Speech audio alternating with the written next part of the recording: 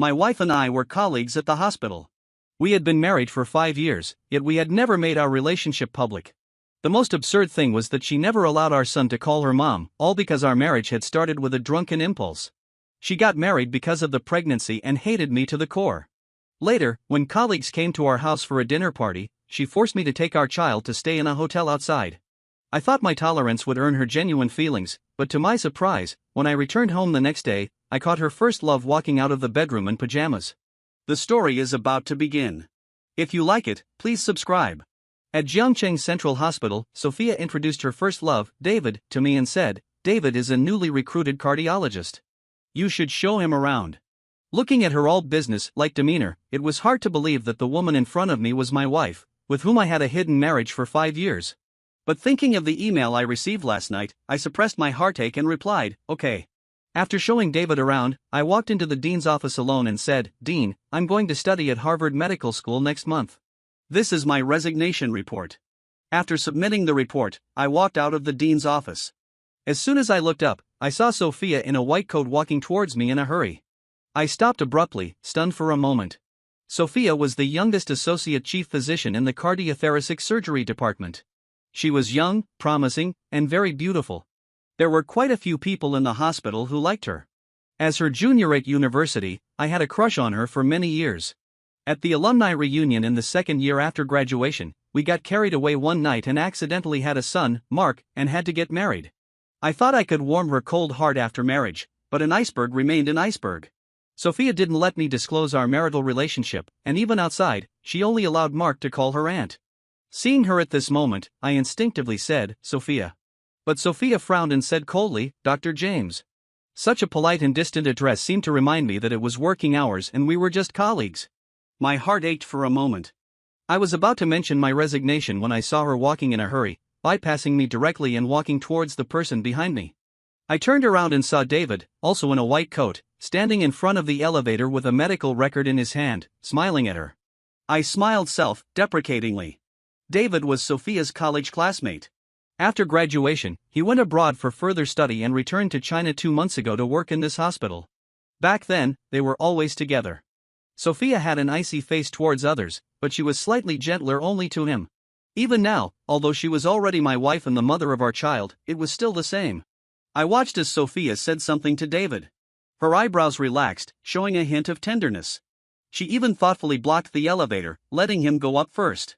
I lowered my head, suppressing the bitterness in my heart. I had never seen such a gentle and considerate Sophia. Since I couldn't warm her heart, then forget it. I would get a divorce and set her free. Today, there was no surgery, so I got off work on time and went to pick up Mark from kindergarten. "Dad." Mark's eyes lit up when he saw me. He ran a few steps and threw himself into my arms, saying, "You're off work so early today." I was infected by his smile and a smile appeared on my lips. I said, "You miss Dad that much, huh?" Mark nodded heavily, "Of course. I want Dad to pick me up early every day." I was choked up by his clear eyes, and the words of promise lingered on my lips. Finally, I could only touch his head and say, "Dad will try to pick you up early every day from now on." He replied, "Okay." Looking at Mark, who was overjoyed after getting my promise, my heart was filled with guilt. The loveless relationship between Sophia and me also made Mark suffer with me. The next moment, my eyes became firm again. In another month, I would take Mark and leave. From now on, I would pour all my love into Mark and let him grow up happily and healthily. When I took the child back to the community, I met David and Sophia moving house downstairs. I instinctively wanted to leave, but David saw me first and greeted me with a smile. "Dr. James, do you also live in this community? It seems that the community Sophia found for me is really nice. We both live here." I was stunned when I heard this. I looked at Sophia, who looked normal, and my heart couldn't stop hurting. I remembered that when we were buying a wedding house, Sophia said it was troublesome and refused to go house hunting. I was the one who ran around looking for a house and finally settled on this community. Now, when David was renting a house, she wasn't afraid of trouble and did it herself. I smiled politely, wanting to take Mark and leave. But David looked at Mark and said in surprise, "Dr. James is 1 year younger than me. I didn't expect you to have such a big child." He smiled and touched Mark's head, asking, "I wonder what the child's mother does?" His casual question made Sophia's expression tense. She looked at me with a deep gaze, as if showing a hint of warning. I met her gaze, feeling cold in my heart. I was silent for a moment. The next second, I smiled at David and said slowly, "She's a doctor, just like Dr. Sophia, in the cardiothoracic surgery department." Sophia frowned slightly, almost imperceptibly, and then quickly returned to normal. But I didn't miss the flash of gloom in her eyes, and my heart felt blocked. Was Sophia so afraid of David knowing that she was married and had a child? In the past, I might have wanted everyone to know my relationship with Sophia, but now that I had decided to leave, there was no need to expose this relationship anymore. So, looking at David's surprised eyes, I added, "Mark's mother works in another province and rarely comes back." David nodded, the shock in his eyes fading. He smiled and said, "What a coincidence," and then bent down to greet Mark. He said, "Hello, Mark, I'm..." Before he could finish, Sophia interrupted in a timely manner, "The movers have almost moved everything. We should go up and check." I knew she was afraid that Mark and I would say something more, so she wanted to take David away first. Looking at Mark's confused expression, my heart felt a pang of sadness, but I could only suppress that feeling and tighten my grip on Mark's hand, saying, "Then you guys go ahead. We won't disturb you." With that, I took Mark and turned to leave. In the evening, after Mark had fallen asleep, I was still waiting for Sophia to come back. Looking at the divorce report on the table, my heart was filled with mixed feelings, but there was not a single trace of reluctance. This marriage was a mistake caused by a drunken impulse that night. Now, getting a divorce was also a way to cut losses in time. Just as I was thinking, there was a noise at the door, and Sophia walked into the living room. The woman's charming face was illuminated by the light of her mobile phone screen, and there was a faint smile in her eyes. She didn't even look at me, just focused on typing. I looked at her like this, and my heart felt as if it had been soaked in cold water. Sophia rarely looked at her phone, let alone chatted with someone so intently. Now, I didn't need to think to know who she was chatting with. Seeing that she was about to enter the bedroom, I quickly came to my senses and called out to her, "Sophia, I have something to tell you." Sophia then stopped, and her eyes, looking at me, returned to indifference. She asked, "What is it?" I didn't care about her cold face and said expressionlessly, "Let's get a divorce." I stared at her with a serious tone. But Sophia didn't even frown and refused without hesitation, "Impossible." I didn't expect her to answer like this. I was stunned for a moment and was about to say something when she simply turned around and entered the bedroom, ending our conversation with a sentence, "I can't let my child grow up in a single-parent family." Looking at her determined back, I only thought it was ridiculous. Mark wasn't even allowed to call her mom in public. What was the difference from growing up in a single-parent family? The matter of divorce ended unhappily. I could only put away the divorce report and wait for an opportunity to let her sign it. The next morning, after sending Mark to kindergarten, I went to the hospital. Even though I only had less than a month left before I left, I still had to stand my last post. As soon as I arrived at the hospital and was about to make rounds, I was stopped by a nurse. She said, "Dr. James, wait a while. Your patient, Mr. Andrew, is arguing with his son. Be careful not to get hurt." I was stunned for a moment. I remembered hearing that Andrew's son was a gambler who had squandered the family property and now wanted the old man's medical treatment money. Every time his son came, Mr. Andrew would be so angry that he would take a long time to recover. But he was already old, with high blood pressure and coronary heart disease, and couldn't get angry. I was worried and decided to stop them. Just as I reached the door of the ward, I heard the sound of something breaking. I was startled and quickly pushed the door open. I saw Sophia standing in front of David, with broken glass scattered at her feet. She was gently comforting David, but she didn't care that a cut on her arm, caused by the glass shards, was bleeding. My ears buzzed. Looking at the bright red blood, my mind was in chaos. I tried my best to calm my trembling heart, called the security guards to drive Andrew's son away, and then confirmed that Andrew was okay. Just as I was about to get alcohol and gauze, I saw that David was already applying medicine to her wound. His movements were gentle, and there was undisguised distress in his eyes. He said, "It must hurt a lot, right? Actually, you didn't have to protect me. I could have dodged." But Sophia shook her head and said gently, "It doesn't matter. As long as you're not hurt." I stopped in my tracks.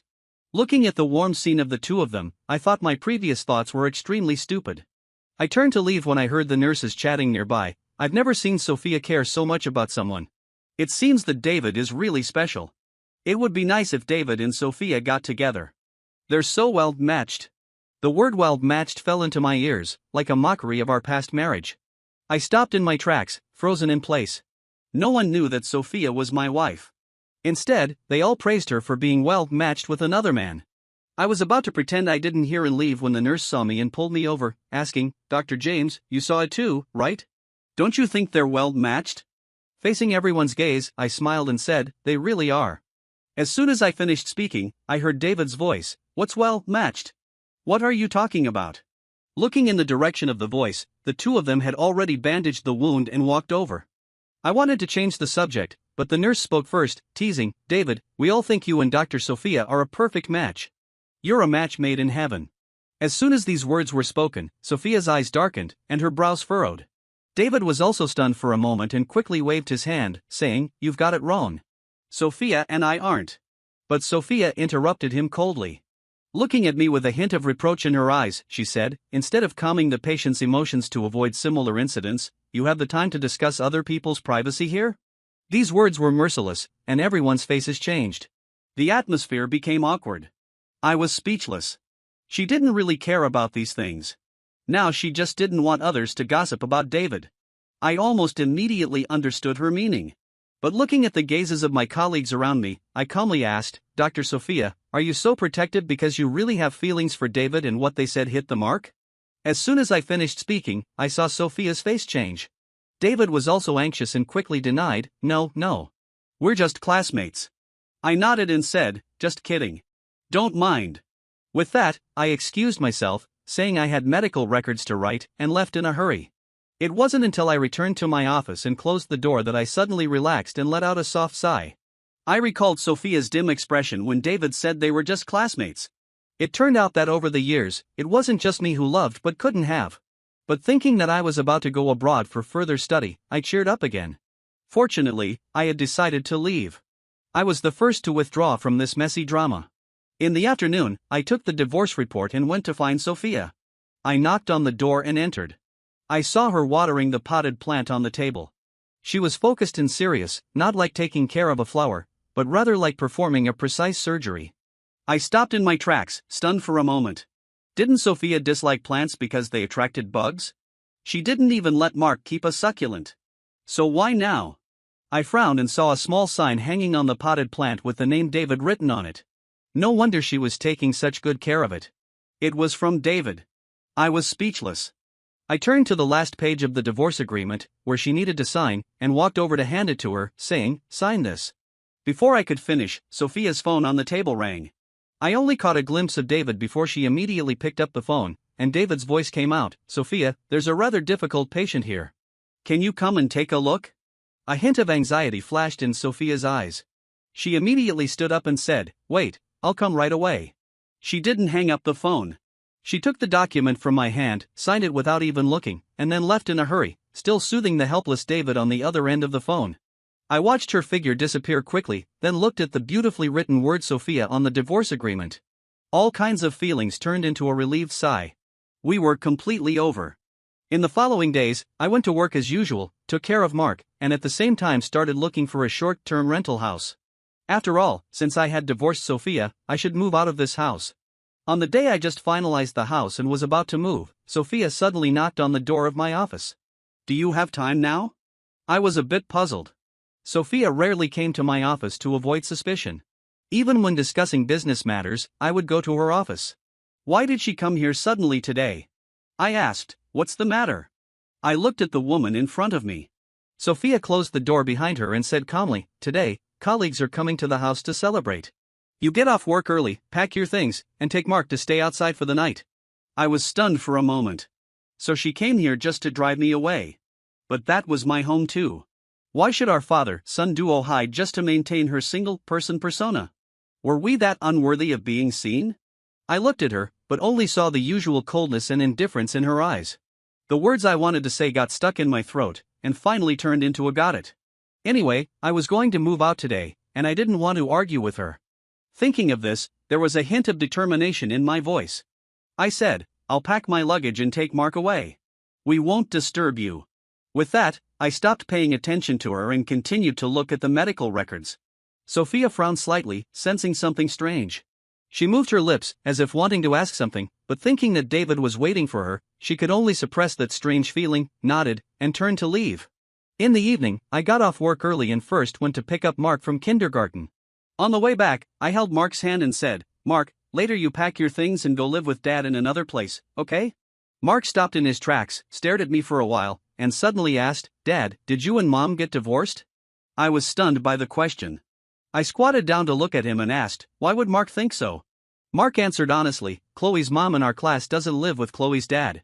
The teacher said this is called divorce. He tilted his head, looked at me, and blinked his clear eyes, saying, Dad, did you and Mom get divorced, so you're taking me to live in another place? I didn't expect a child to be so perceptive. My heart trembled. I hesitated for a long time, choosing my words carefully, and asked, then if Dad and Mom get divorced, will Mark be sad? Mark's chubby face wrinkled like a bun, and he nodded without thinking, yes. My heart sank. A sense of guilt filled my heart. I only thought about leaving, but didn't consider the child's feelings. Just as I was thinking, I heard Mark's childish voice, because if you divorce my mother, you will be sad. If you're not sad, then Mark is not sad.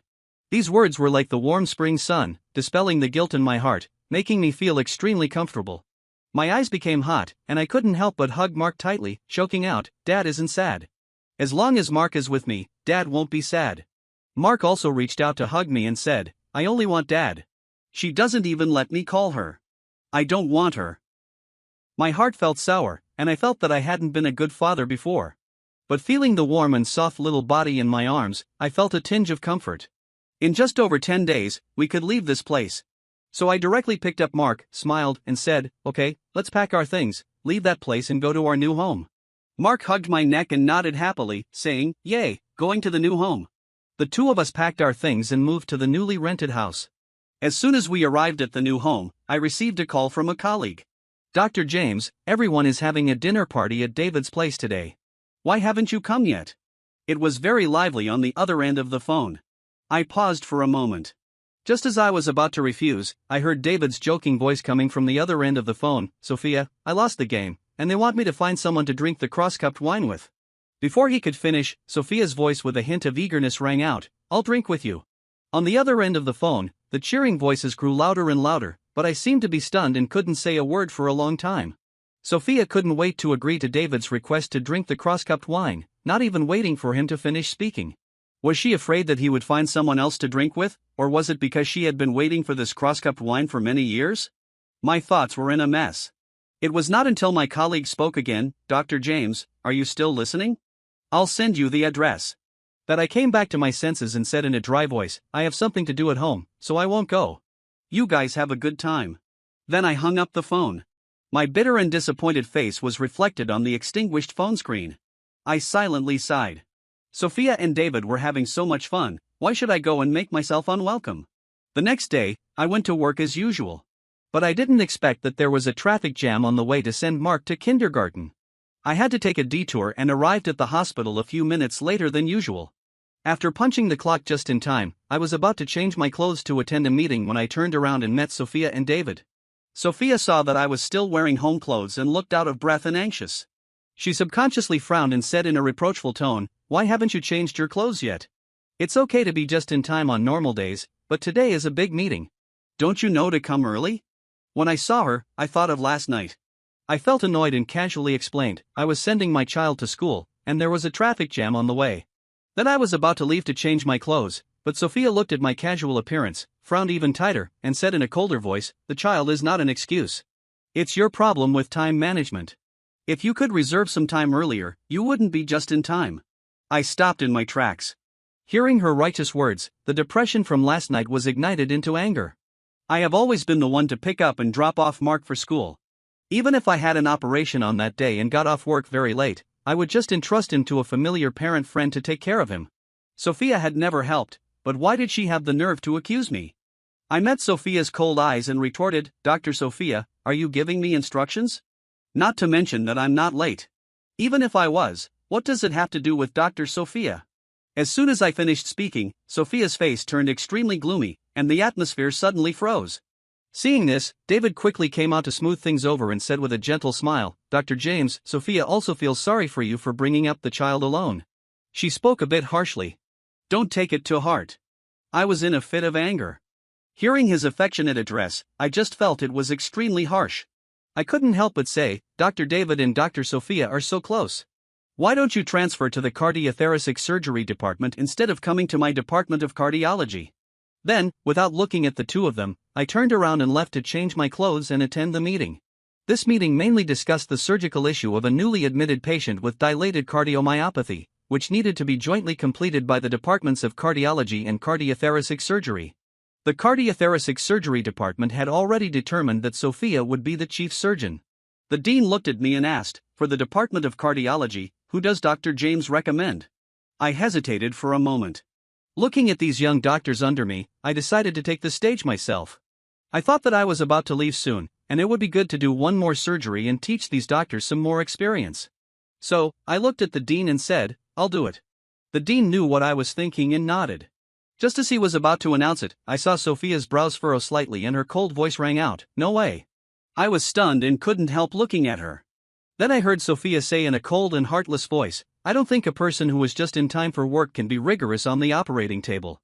I don't agree with James participating in the surgery." As soon as these words came out, my heart trembled. I had been a doctor for so many years and had never made a mistake on the operating table. Sophia couldn't have not known that. Why did she prevent me from getting on the stage just because of this? My eyes darkened, and I was about to refute when Sophia added another sentence, "I recommend Dr. David to be my assistant." When Sophia said this, her voice was gentle, and her eyes looking at David were full of tenderness. My heart felt blocked, and I couldn't say the words I wanted to say. I understood that Sophia didn't really care about my mistakes. She just wanted to take this opportunity to give David a chance to show himself. I felt the inquisitive gazes of the people around me falling on me. She could actually step on me like this to build a ladder for David to climb up. The dean hesitated for a moment and then agreed to Sophia's request. After the meeting, the dean left me alone. He said, "I know you mean well and want to give them another demonstration. But after all, only through practice can one gain real knowledge. If we don't let them get on the operating table, how can they improve?" The dean patted me on the shoulder and comforted me, "After you leave, David is the most qualified to take over from you. We should give him a chance." I knew the dean was right. David had a solid theory and rich clinical experience abroad. He just needed to get used to it after returning to the country. I sighed softly and nodded, saying, "I understand." I followed the dean out of the meeting room and met Sophia. She seemed to be waiting at the door on purpose. When she saw me and the dean coming out of the conversation, she asked in confusion, "What did the dean say?" I was still thinking about what she said just now and didn't want to answer. Instead, I asked, "What's the matter?" Sophia just asked casually and didn't care that she didn't get an answer. She just softened her tone and said, "Sorry, I shouldn't have refuted your face at the meeting just now." I looked at her in surprise. Over the years we had been together, Sophia had always been cold to me. Even if there were conflicts, it was always me who bowed my head and apologized. Why was it different today? The next moment, I heard Sophia's low voice. I took the initiative to propose the cooperation. "It has nothing to do with David. Don't make things difficult for him." As soon as these words came out, my eyes looking at Sophia were full of shock. So she only apologized to me because she was worried that I would make things difficult for David.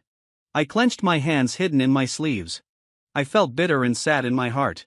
In Sophia's heart, was I such a person who couldn't distinguish between public and private affairs and abused my power? My heart was blocked. I moved my lips but didn't say a word. Seeing this, Sophia thought I was still angry. She rubbed her brows and softened her tone, saying, "It's my fault. Don't be angry. How about I pick you and Mark up and take you home tonight?" I looked at her impatient look and listened to her words as if she were giving alms. I felt even more stuffy in my heart and could hardly breathe. I clenched my hands tightly and said directly, "No need. We're not going back." Sophia frowned when she heard this. She just thought I was saying angry words and subconsciously retorted, "Where can you go if you don't go home?" I looked at her indifferent look and said, "That's your home, not."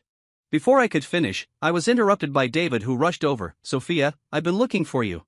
An emergency patient with congenital heart disease has been sent to the hospital. The situation is critical. Please go down and take a look." Sophia immediately agreed, left a sentence, "Send me the address," and then left in a hurry.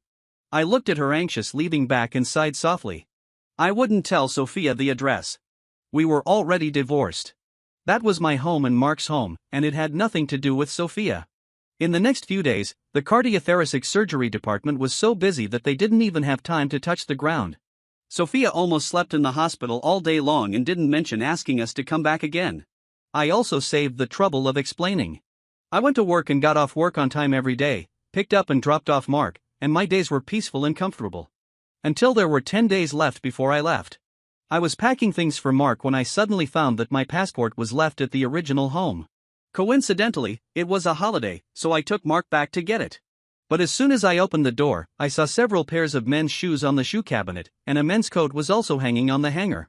My heart skipped a beat, and I had a bad premonition. The next second, I saw the bedroom door being pushed open, and David came out in his pajamas, looking sleepy. Seeing the two of us at the door, he was stunned for a moment and asked, "Dr. James, why are you here?" I was speechless. Looking at David, who looked like the owner of the house, my hands unconsciously clenched. The next second, I suddenly came back to my senses, forced a smile, lowered my eyes to cover my slightly red eyes, and explained, "Dr. Sophia asked me to come and get something for her." Then I went straight to the drawer under the coffee table, took out the certificate, and was about to leave with Mark. But David stopped me and said in a worried voice, "Dr. James, I and Sophia." Before he could finish, I interrupted him directly, "Don't worry, David. I won't say anything at the hospital." Then I went out the door. I walked to the downstairs in one breath and let out a sigh of relief. No wonder Sophia didn't mention asking me and Mark to come back again. It wasn't because she was too busy with hospital affairs and forgot, but because our leaving was exactly what she wanted. My hands unconsciously clenched until Mark started to struggle because he was pinched painfully. Then I came back to my senses, quickly let go of my hand, squatted down, and apologized, "Sorry, Mark. Dad was thinking about something and didn't mean to." Mark shook his head, just stared at me and asked, "Dad, is that Uncle Mom's boyfriend? Is he going to be my new dad in the future?" Hearing his innocent words, my heart suddenly ached. I forced a smile and said, "Why would Mark think like that?" Mark lowered his head with a hurt look and said, "Chloe's new mom lives in the house with her and her dad, and sometimes she comes to pick her up from school." He frowned, threw himself into my arms, hugged me tightly, and said in a trembling voice, "I don't want that uncle. I only want Dad." His innocent words made me feel sour and warm in my heart. My throat was tight, and my voice was trembling.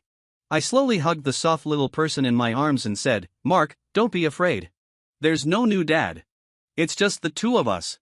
I gently stroked Mark's head, my movements gentle. I was both comforting him and gradually calming my trembling heart. Tomorrow, I would go to the dean and apply to leave early. The divorce cooling-off period had passed, and I had received the divorce certificate. There was no need to stay in this city anymore. Early the next morning, I knocked on the door of the dean's office. I said, "Dean, I apply to leave my job today and go to the United States to settle down in advance." The dean saw the determination in my eyes and didn't stop me. He just said, "The surgery for that patient with dilated cardiomyopathy is scheduled for today. If you're free, go and keep an eye on it for me." I was stunned for a moment. Thinking of how Sophia had refuted my face at the meeting, I subconsciously wanted to refuse. But this was David's first time on the operating table, and I was worried about the patient's safety. So I didn't hesitate any longer, changed my clothes, and walked into the observation room. I watched David's skillful movements, paid close attention to the heart monitor, and reported the patient's condition in a timely manner. I quietly let out a sigh of relief. David was indeed highly skilled. After I left, he could take up the banner of the Department of Cardiology. I could rest assured. After I let go of the heart I was holding, I noticed the tacit cooperation between Sophia and David, as if the few years that David had left were just an illusion. The two were as close as they were in school. They could understand what each other was thinking with just one look. I paused. If it were before, I would definitely feel extremely sour in my heart. But now, I just silently moved my eyes away. Since I saw David living in Sophia's house yesterday, I no longer cared at all. Anyway, I was about to leave. What did it matter to me how Sophia and David were? After the surgery, I left first. After changing my clothes, I was about to go back to the office to pack my things. "Dr. James." The familiar voice made me stop in my tracks. I turned around and saw Sophia's frown and heard her low question.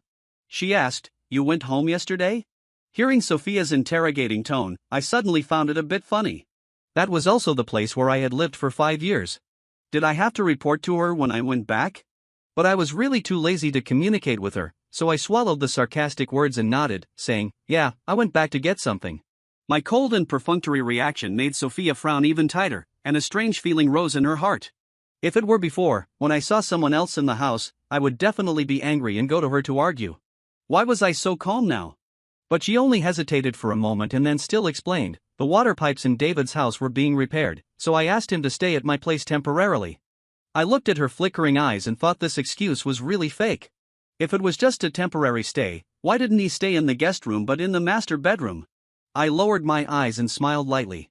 Just as I was about to speak, I heard David's urging voice, "Sophia, the post-operative meeting has started. Come quickly." Sophia was immediately distracted. She nodded in response, ignored what I wanted to say, and gave instructions on her own. "You and Mark can stay for another 3 days. David will move out in 3 days, and then I'll pick you guys back." Then, without waiting for my answer, she walked quickly into the meeting room. I watched her back disappear at the end. It was a long time before I let out the breath I was holding in my heart.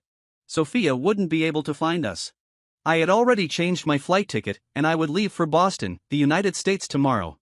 I retracted my gaze, raised my feet without any hesitation, and walked back to my office to pack my things. Many familiar doctors and nurses were very surprised when they heard that I was going to leave. They asked, "Why is it so sudden? You said you're going to study in the United States, and there was no sign of it at all." Looking at the strange looks of everyone, I casually said, "Mark's mother has a business trip to the United States, and I also want to further my studies, so I'm going with her. I can't let the child not see his mother all the time." Everyone nodded. They said with regret, "That's true. For the sake of the child, there's no other way." I smiled and changed the topic, saying, "I'll give this pot of succulent to the head nurse. The work pressure is high, and looking at cute things can relieve the mood.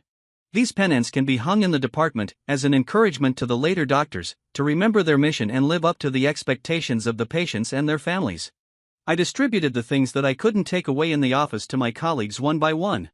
Until I looked at the pen that I had used for a long time on the desktop, and I hesitated rarely. This was a gift from Sophia. Sophia had always been cold-hearted. She seldom celebrated festivals, let alone anniversaries. This pen was given to me by Sophia when I joined Zhangcheng Central Hospital. I had always regarded it as a treasure and used it with great care. But now, looking at this pen, I suppressed the softness in my heart, didn't hesitate, and gave the pen to the head nurse, asking him to help give it to Sophia. I said, "This is my farewell gift to her. Just as a thank you for the years of working together. I hope everything goes well for her in the future." After saying goodbye to my colleagues, I took Mark, packed our luggage, and called a courier to send the divorce certificate to Sophia's house. By the time I finished all these, it was already late at night. Mark was sleeping soundly, but I couldn't fall asleep for a long time. I sat on the balcony, looking at the pitch-black night, scrolling through my chat history with Sophia.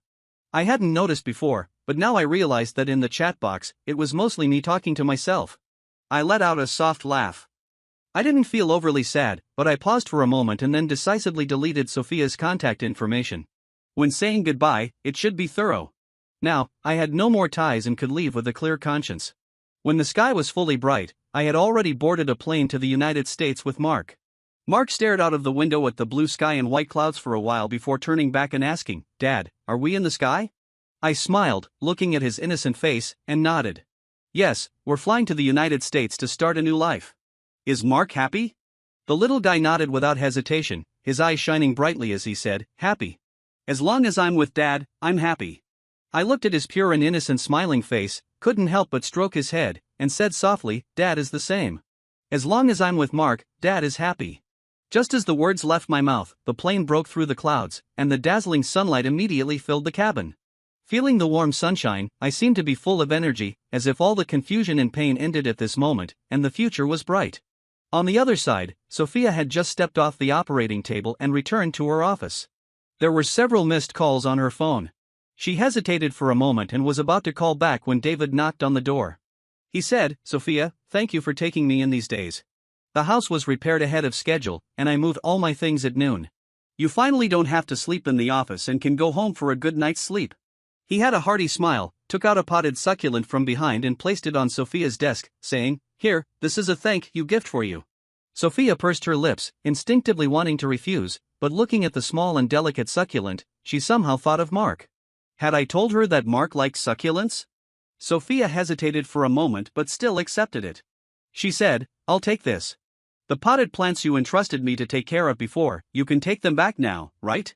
As she spoke, she pointed to the few out-of-place green plants in the office. These were the potted plants that David had almost killed. Thinking that she had taken a course in plant protection in college, he had asked her to take care of them. Sophia had refused righteously, saying, "I'm a doctor for people, not for plants." But in the blink of an eye, while she was doing her rounds, there were several sickly potted plants in the room, and David had even hung a sign saying, "Please, Dr. Sophia, bring them back to life." She sighed and could only accept them. It took her nearly a month to save the potted plants that were on the verge of death. David looked at the potted plants in the room that had regained their vitality, his eyes lit up, and he said happily, "Sophia, I knew I was right about you." He smiled and gave a thumbs up, praising, "Dr. Sophia is truly a skilled and kind-hearted doctor." Then he carefully picked up the potted plants and turned to leave the office.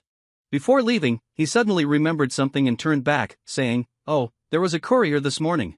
I signed for it on your behalf and put it on the coffee table." Sophia immediately thought of those missed calls. So it was the courier. But the next second, she frowned. She hadn't bought anything recently, and all the things at home were bought by me, and the phone number left was mine. Why would they call her? Sophia was a bit puzzled. Just then, it was time to get off work. She changed her clothes and dialed my phone number. She originally wanted to tell me that she was picking 2 people up today, but only a cold voice came from the other end. "The number you dialed is turned off. Please try again later." Sophia's heart sank. She felt something was wrong. Our phones had to be kept on 24 hours a day to avoid being out of touch. Why was my phone turned off? The more Sophia thought about it, the more she felt something was wrong. She hung up the phone and was about to go to my office to look for me, but only saw darkness. The door was locked and the lights were off. These consecutive abnormal phenomena finally made Sophia frown. Her heart trembled, and a sense of unease suddenly welled up. Passing by the nurse's station, she quickly stopped the head nurse, who was on good terms with me, and asked, "Where is Dr. James?" The next words rooted Sophia to the spot. The head nurse replied, "Dr. James resigned. Didn't you know, Dr. Sophia?" A crack appeared on Sophia's usually cold face, and a hint of shock showed in her calm eyes. She asked, "When did this happen?"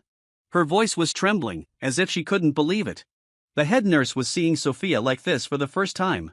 She was stunned for a moment before coming to her senses and saying, "Just yesterday." As she spoke, she seemed to think of something and took out the pen, saying, "Oh, Dr. James asked me to give you this pen. He said it's a farewell gift for you. He thanked you for working together all these years and hoped that everything would go smoothly for you in the future and that your wishes would come true." Sophia looked at the familiar pen and was stunned for a moment. This was the gift she gave me when I started working. She still remembered that I was beaming with joy at that time, and there was a light in my deep eyes that she had never seen before. I carefully held the gift in my arms and nodded gently, saying, "Thank you. I will definitely be a good doctor." In a blink of an eye, so many years had passed. Every time Sophia saw me using this pen, she would think of those shining eyes. But now, hearing what the head nurse said, her heart suddenly tightened. She silently repeated, "May your wishes come true." Sophia's eyes darkened, and she pursed her lips. Combining my abnormal behavior during this period, she didn't need to think much to know why I said that. I thought she still had feelings for David, so I resigned and left without saying a word. Sophia was angry. She tightly clenched her hands. She didn't understand why I didn't discuss it with her and just left. As long as I had asked, she could have explained clearly. Why did it have to be like this? Sophia was filled with anger, like a gloomy volcano waiting to erupt at any time. The head nurse was so scared that she silently took a step back, not knowing why she was so angry. Just as she was about to speak, she heard Sophia ask, "Did Dr. James say where he was going?" She quickly nodded and said, "Dr. James said his wife was on a business trip to the United States, and he was going with her." Wife? Sophia listened, her hand clenching even tighter, almost unable to hold back a sneer. How didn't she know that she was going on a business trip to the United States? Sophia was so angry that she almost forgot that she was the one who said she didn't want colleagues to know they were husband and wife. She closed her eyes, put away the terrifying coldness, temporarily suppressed her anger at my leaving without saying goodbye, and directly turned around and went home. It was just a momentary fit of pique that led me to go to the United States. I would come back in a few days when my anger subsided. Anyway, we were married. Even if I left, I would always come back. Thinking like this, Sophia drove home. It should be that David hired a cleaning staff before leaving. The house was so clean and tidy that it was like a new house. Normally, looking at such a simple and elegant appearance, she should feel comfortable, but now, she suddenly felt a sense of emptiness, as if this house had only been lived in by her from beginning to end, without me or Mark. Sophia frowned. Her angry heart had cooled down during the drive and had regained its calm, but now looking at the empty house, her emotions became chaotic again. She was rarely flustered. She couldn't help thinking that maybe she should take a leave and go to the United States to find me and Mark in person. Thinking this way, Sophia walked to the bottom of the coffee table, took out the bag with her documents, and was about to get her passport. But as soon as she took out the bag, she saw two documents inside. One was in English, an admission notice from Harvard Medical School, the other was in Chinese, a divorce agreement. Sophia's heart sank to the bottom. She looked at the word James written in the student column and the two signed names at the back of the agreement. She was stunned for a long time before finally showing a bitter smile as if mocking herself. I wasn't going abroad to relax, but to study, and I even tricked her into signing the divorce agreement and didn't plan to come back. If she wasn't wrong, that document was also sent by me, and inside was the divorce certificate. Sophia trembled as she opened it. As expected, everything was as she thought. Looking at the documents and certificates on the table, Sophia's heart seemed to be wrapped in cold wind, and a cold and numb pain hit her. James had left just like that. Sophia, in extreme pain, instead laughed. She covered her face with her hands, and all her emotions were hidden in a long sigh. She murmured, "James." The bitter voice echoed in the empty room, destined not to get a reply. I knew nothing about Sophia's pain, regret, and struggle. At this moment, I was transferring flights at San Francisco Airport. Mark was young and it was his first time taking an international flight. The more than 10-hour flight made him extremely uncomfortable. His fair and tender little face was all wrinkled, which made me feel distressed. At the same time, I was glad that I had booked business class throughout the journey. If it were economy class, which was small and stuffy, Mark would have been even more uncomfortable. So during the few hours of the transfer, I took Mark to the burger restaurant he had always wanted to go to. The restaurant was packed, with almost no empty seats. I looked around and only found an empty seat in a corner. Although there was already a child sitting there, I still walked over on the off chance and asked, "Hello, excuse me, can I sit here?" Before I could finish, the other person looked up, and I saw the golden hair and amber eyes under her hood. The girl had fair skin and a three-dimensional face, looking like a mixed race. I was stunned for a moment, thinking that this seat was probably reserved by her family. I was about to apologize and leave when the girl looked up at me, nodded indifferently, and with a somewhat distant look. I quickly thanked her and sat down with Mark. Although the girl seemed distant, she was actually quite easy-going. This thought flashed through my mind and was then quickly forgotten. I ordered food for Mark and ate with him. Watching him happily hold the burger and eat it with relish, and seeing him regain his usual vitality, I finally let out a sigh of relief. It was my fault for making Mark endure such a long journey. Now that he felt better, I felt a little less guilty. Thinking this, I wiped the ketchup off Mark's face, then turned to eat myself, only to find that the girl across from me was looking at me. I was stunned for a moment, met her gaze, and asked, "What's wrong?"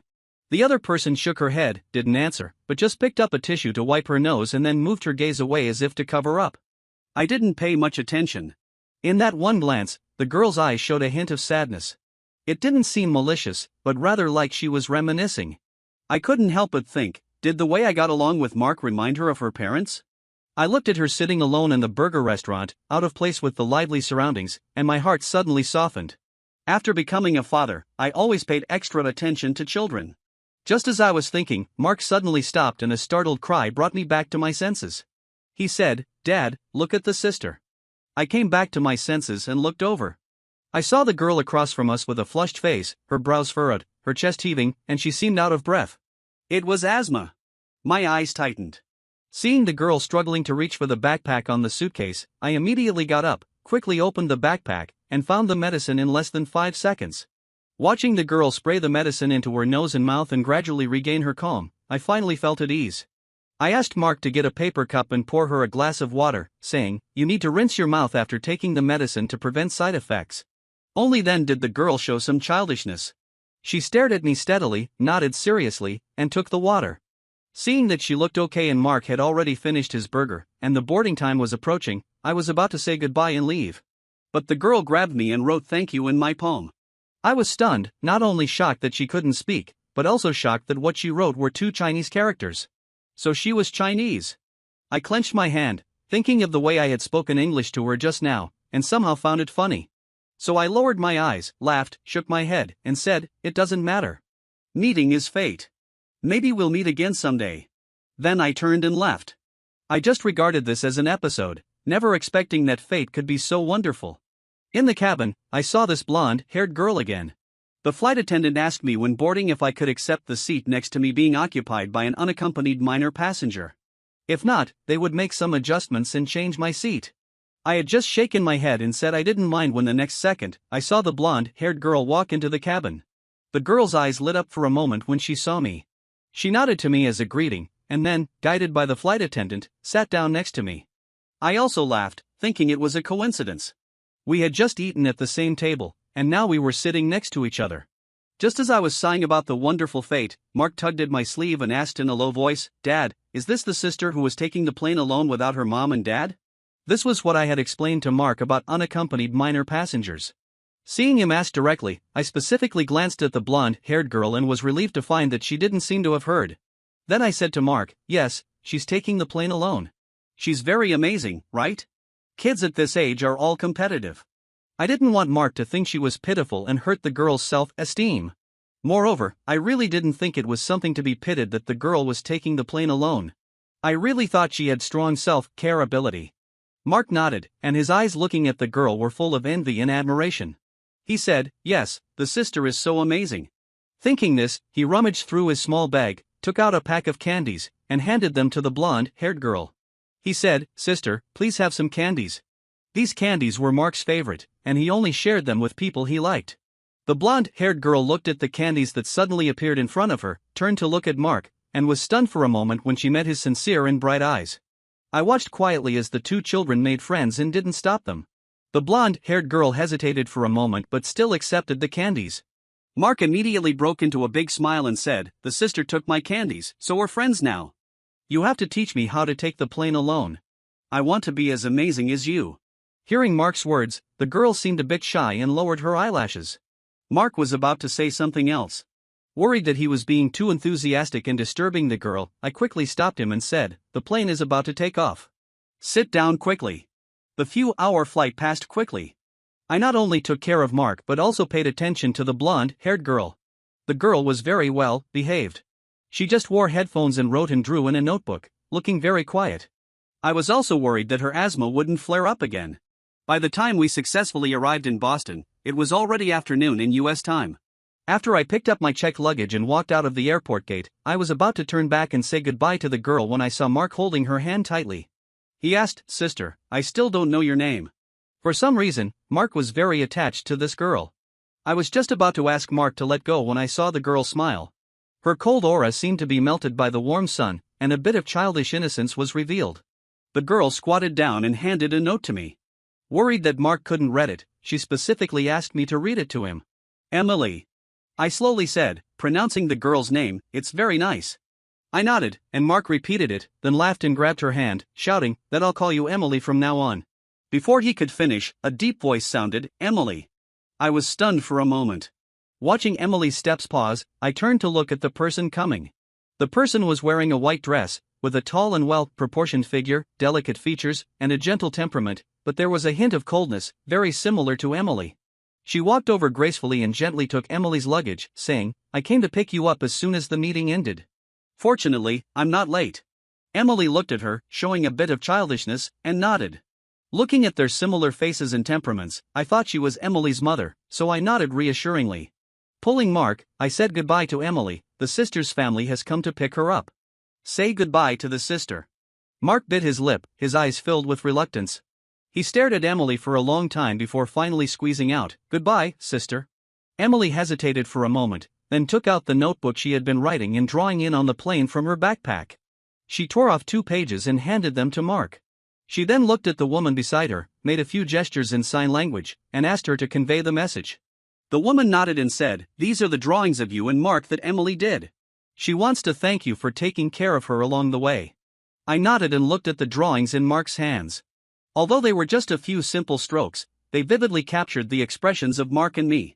The brushstrokes were gentle, and it was clear that she was in a good mood. I happily accepted them and said, "Thank you. I'll keep them carefully." Only then did Emily nod. She made a few more signs and looked at the woman.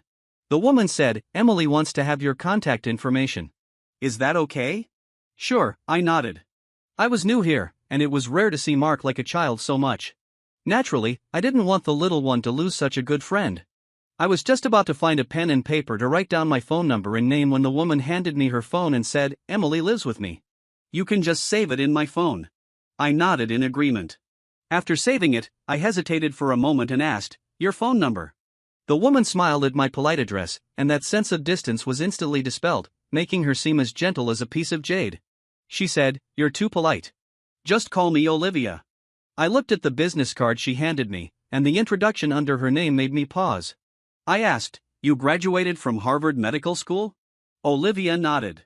Looking at my shocked expression, she was a bit surprised and asked, "What's wrong?" I smiled, thinking that this was all too coincidental. I said, "I'm a new student at the medical school." We looked at each other and couldn't help but laugh. She said, "Well, that's really fate." Olivia's eyes curved, and the indifference in her eyes seemed to dissipate like spring breeze melting snow. She took the initiative to ask, "Where are you going? I can give you a ride." When Emily heard this, she raised her eyebrows, and a thoughtful look flashed in her eyes. Worried about being a bother, I was just about to wave my hand and refuse when Mark tugged at my clothes. His big, watery eyes blinked, and he looked at me pitifully, saying, "I want to spend a little more time with Sister Emily." I was immediately embarrassed and was about to say something, but Emily pulled Mark and walked away, effectively blocking my words of refusal. Olivia smiled, reached out to take my luggage, and said, "It's rare to see Emily being so proactive. Come on, consider it as a thank you for taking care of Emily." I could only agree. Looking at the orange-red sky outside the airport, the fatigue of the journey seemed to be washed away a bit. The start of the new life wasn't too bad. By the time we got home and settled in, it was already evening. I was still thinking about the wonderful experience of the day when Mark tugged at the corner of my clothes. He said, "Dad, I'm sleepy." On the way back, I deliberately let him play and vent his energy to avoid jet lag. Sure enough, he started complaining about being sleepy right after dinner, and now he could barely keep his eyes open. I quickly took him to wash up, made the bed, and let him lie down. Before falling asleep, he forced himself to stay awake and asked me, "Dad, when can I go play with Sister Emily again?" I was stunned for a moment, then coaxed him, "I'll send Emily a message tomorrow to ask when we can play together. How about that?" Only then did Mark nod reassuringly and fall into a deep sleep. I just looked at his peaceful sleeping face and gently sighed. I was actually very nervous. I had brought Mark away from the environment where he had lived for 5 years and came to this strange city. I wondered if he could adapt and if he would feel strange and nervous. But seeing that he was a bit tired along the way, but not impatient or scared, and even took the initiative to make a new friend, my worried heart relaxed a little. I gently tucked the quilt around Mark, left a kiss on his forehead, and said, "Don't worry, Mark. Dad will definitely take good care of you." Just as I was thinking, my phone suddenly lit up. It was a call from Sophia. It had only been 2 days, but now looking at this name, it felt as if a century had passed, and there was a bit of strangeness. My heart sank, and I hung up the phone decisively and added her to the blacklist. Since I had decided to break off completely with the past, I shouldn't let her affect my emotions anymore. The days that followed passed like flowing water, plain and smooth. Mark and I lived in a small house that my parents had bought when they were traveling in the United States. Although the decoration was a bit old, it was convenient.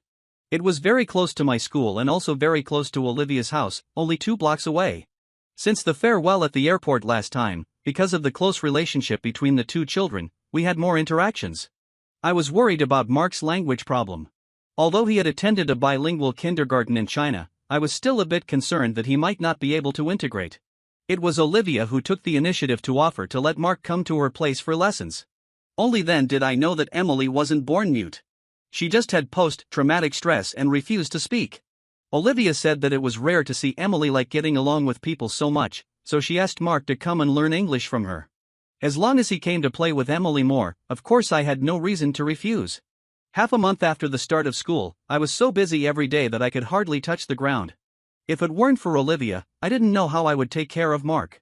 Sometimes, when I came back late, Olivia would even bring Mark to wait for me downstairs of the teaching building. Just like now, as soon as I finished class and walked out of the teaching building, I was hugged around the leg by the little guy who pounced on me. He shouted, "Dad."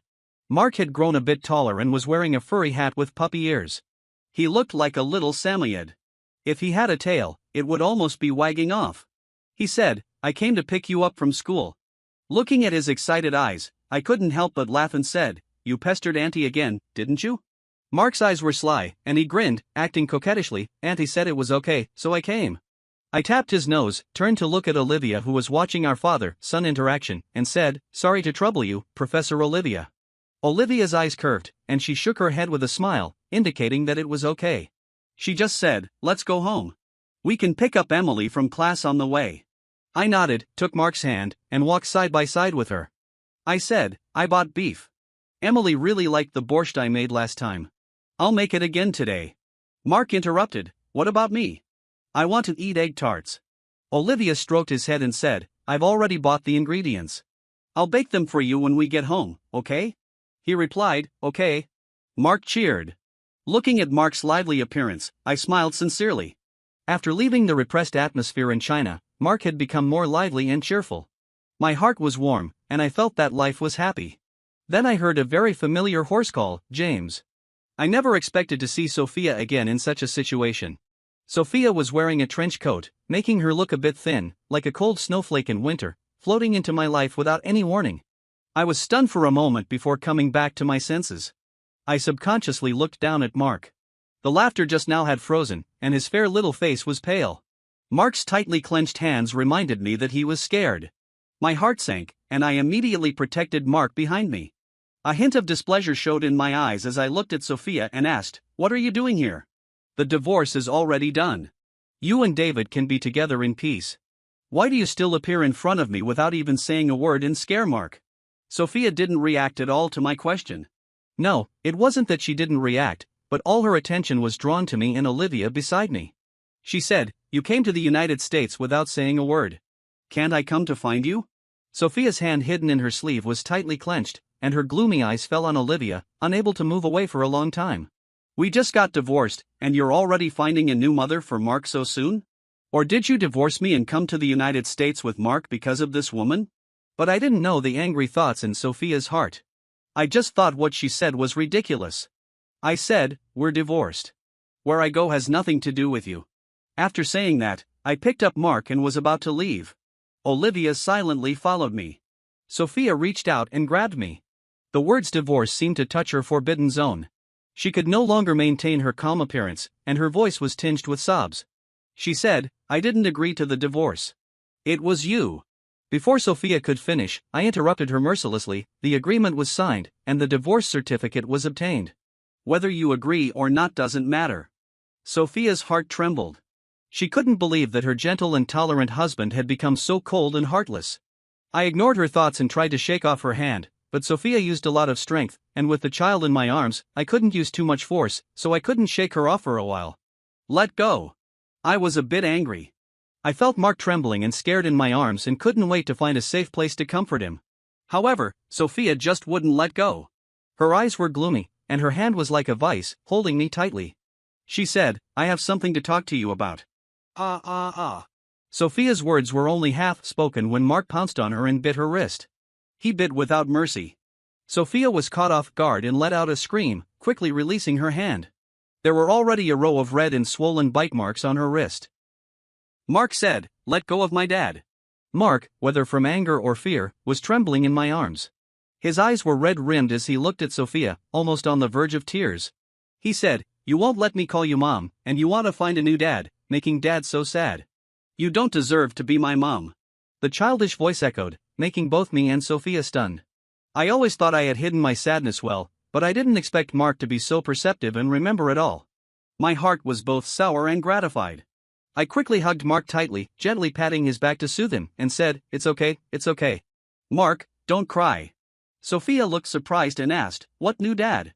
The next moment, Sophia immediately realized that it was probably the encounter with David that had caused our misunderstanding. Sophia frowned. For the moment, she ignored the pain in her wrist and wanted to explain. But I gave her a cold look and said, Sophia, I don't want to see you again. Then I directly left with Mark in my arms. Sophia wanted to chase after us, but someone blocked her way. A cold voice said, Miss Sophia, James said he doesn't want to see you. Sophia's heart sank. She turned to look at this woman who had been smiling gently just now, but now her eyes behind the glasses were full of cold light. Sophia said, that's my husband and son. You have no right to stop me. Olivia raised her eyebrows when she heard this and showed a smile. She said, if I understand correctly, you're already divorced. And? Her smile didn't reach her eyes, and her eyes were still cold, just like her words. Mark said with his own mouth that you don't deserve to be his mom. Olivia's malicious repetition was like a sharp blade, mercilessly stabbing at the softest part of Sophia's heart. Pain and anger spread at the same time. Sophia immediately gritted her teeth and retorted, who are you? Why are you interfering in my affairs? These words seemed to be squeezed out between her teeth, full of resentment. Olivia, however, seemed not to notice her almost uncontrollable anger and continued to add fuel to the fire, saying, I'm not interfering in your affairs. Her voice was soft, and her eyes fell on me as I left with Mark in my arms. Sophia immediately understood the second half of her sentence without her saying it. She was doing it for me. Sophia's heart sank even more. She wanted to say something, but Olivia glanced at her and left a sentence, Miss Sophia, you'd better go back. Then she strode forward and caught up with me. Only Sophia was left looking at our backs. The anger and depression in her heart seemed to twist into a rope, strangling her and making it hard for her to breathe. That night, perhaps because of Sophia's appearance, Mark was frightened. He lacked a sense of security and always followed me. Usually, he liked to stick to Emily the most, always pestering her to draw and watch TV, but not this time. He went home with me early. Olivia asked, Is Mark really scared? Olivia looked worried, looking at Mark who wouldn't let go of me. She didn't ask more questions. She just sent us to the door and said considerately, If you need any help, just say so. I'm always available. I showed a grateful smile, nodded, and went home. As soon as we entered the house, I wanted to put Mark down and say something, but Mark wouldn't let me leave. He tugged at the corner of my clothes, said nothing, just looked at me with his big, watery eyes. The gaze was clear and sincere, as if I was the only one in his eyes, making my heart soften. The words I wanted to say were all stuck in my throat under this eager gaze. Looking at Mark's insecure appearance, I knew that Sophia's appearance had still had a great impact on him. I knew that Mark was sensible and precocious. Even though he had known for a long time that I was unhappy because of Sophia, he had always endured it and not said anything. As long as I was happy, he was willing to suffer grievances. When I thought of this, my heart felt even more sour. It was my fault that Mark had suffered so many grievances at such a young age. Filled with guilt, I couldn't help but sigh softly and ask gently, Mark, don't you like her? I didn't say who she was, but Mark understood. The little guy buried his soft face in my neck, his eyelashes fluttered, and he lowered his head silently, saying, I don't like her. I asked further, is it because she wouldn't let you call her mom? Mark's body trembled, his voice was trembling, and his hands hugged me even tighter, saying, if she comes, I'll have to leave. I don't want to leave, Dad. Hearing Mark's words, I was stunned for a moment. I had never said anything about sending him away in front of Mark. Why would he think so? I was about to ask when Mark trembled even more, his words choked with sobs. He said, Chloe said that after Mom and Dad divorce, they have to live in 2 houses alternately.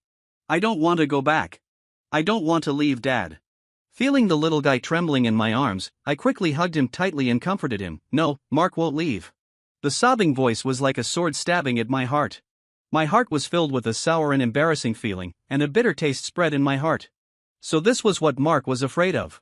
Feeling the wet touch on my neck, I moved back a little and wiped away Mark's crystal clear tears. My gentle palm, with a soothing meaning, gently landed on Mark's back, stroking it up and down. I said, Dad won't let her take Mark away. My voice was firm, like an immovable mountain. What I said was not only a comfort but also like a promise.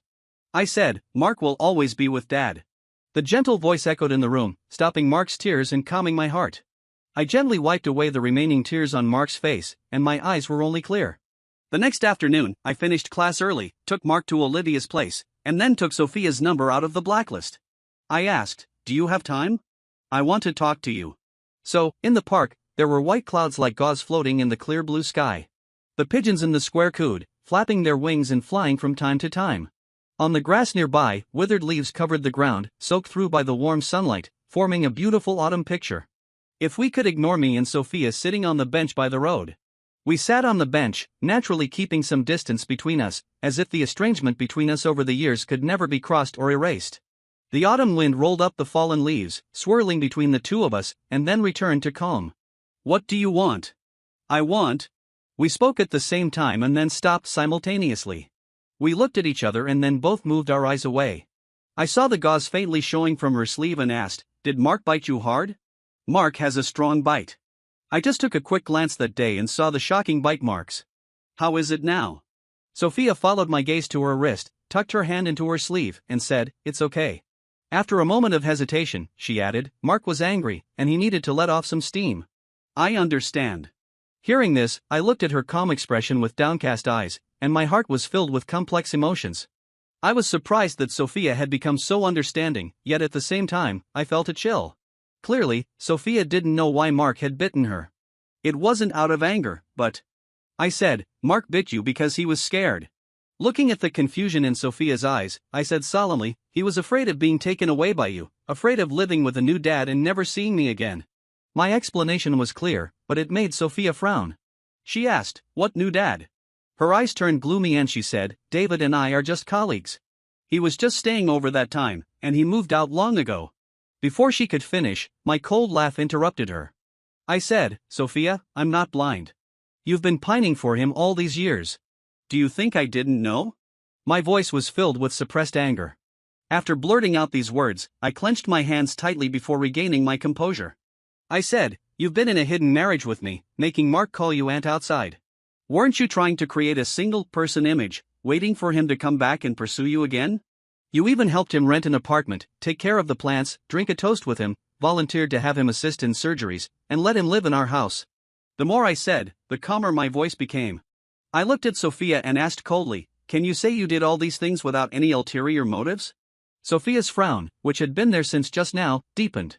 Meeting my cold gaze, she felt as if those calm statements were like accusing swords, stabbing deeply into her. She instinctively wanted to explain, but the words died on her lips. Sophia couldn't say with a clear conscience that she had no ulterior motives towards David. After all, she had liked him back then and had been depressed for a long time because of his departure. But when she saw him again, she felt nothing. Her heart was full of me. She thought of the gentle, passionate, and considerate me in the past. I would wait for her to come home, secretly bring her food, iron her clothes, and remind her to take vitamins on time. These considerate gestures had warmed her heart, which had been full of misgivings about that drunken encounter. She was certain that she had gotten used to my company. If only I could give her a little more time, she could. Sophia looked at me, paused, and then said, I did take care of him a lot, but only because he's my classmate. I don't have any other thoughts about him. Those things are all in the past. I know your feelings for me. Why can't you wait a little longer and give me some more time? Then I can respond to you. Sophia had never been so eager. She wanted to express her feelings and make me understand her heart. But after she finished speaking, only the autumn wind swept through the fallen leaves, blowing emptily through the gap between the two of them. I looked at Sophia's furrowed brows and the hidden anxiety in her eyes, and a hint of amusement rose in my heart. If it were before, hearing Sophia's remorseful confessions and passionate declarations, my heart would have surely been stirred. But now, I felt nothing, as if I was watching a one-man show from outside the screen, not moved in the slightest. There was only one question in my mind, and I asked, why should I wait for you? Looking at the usually cold Sophia, seeing a hint of shock and surprise on her face, I smiled brightly and said, I've already wasted 5 years on you. Why should I wait? Sophia's heart trembled. She was used to being in a dominant position in our relationship, used to her aloof stance, thinking that I would accept everything she did. But she had forgotten. I said, I get tired too, Sophia. I stood up, looked down at Sophia, who looked dejected. Our positions seemed to have reversed at this moment.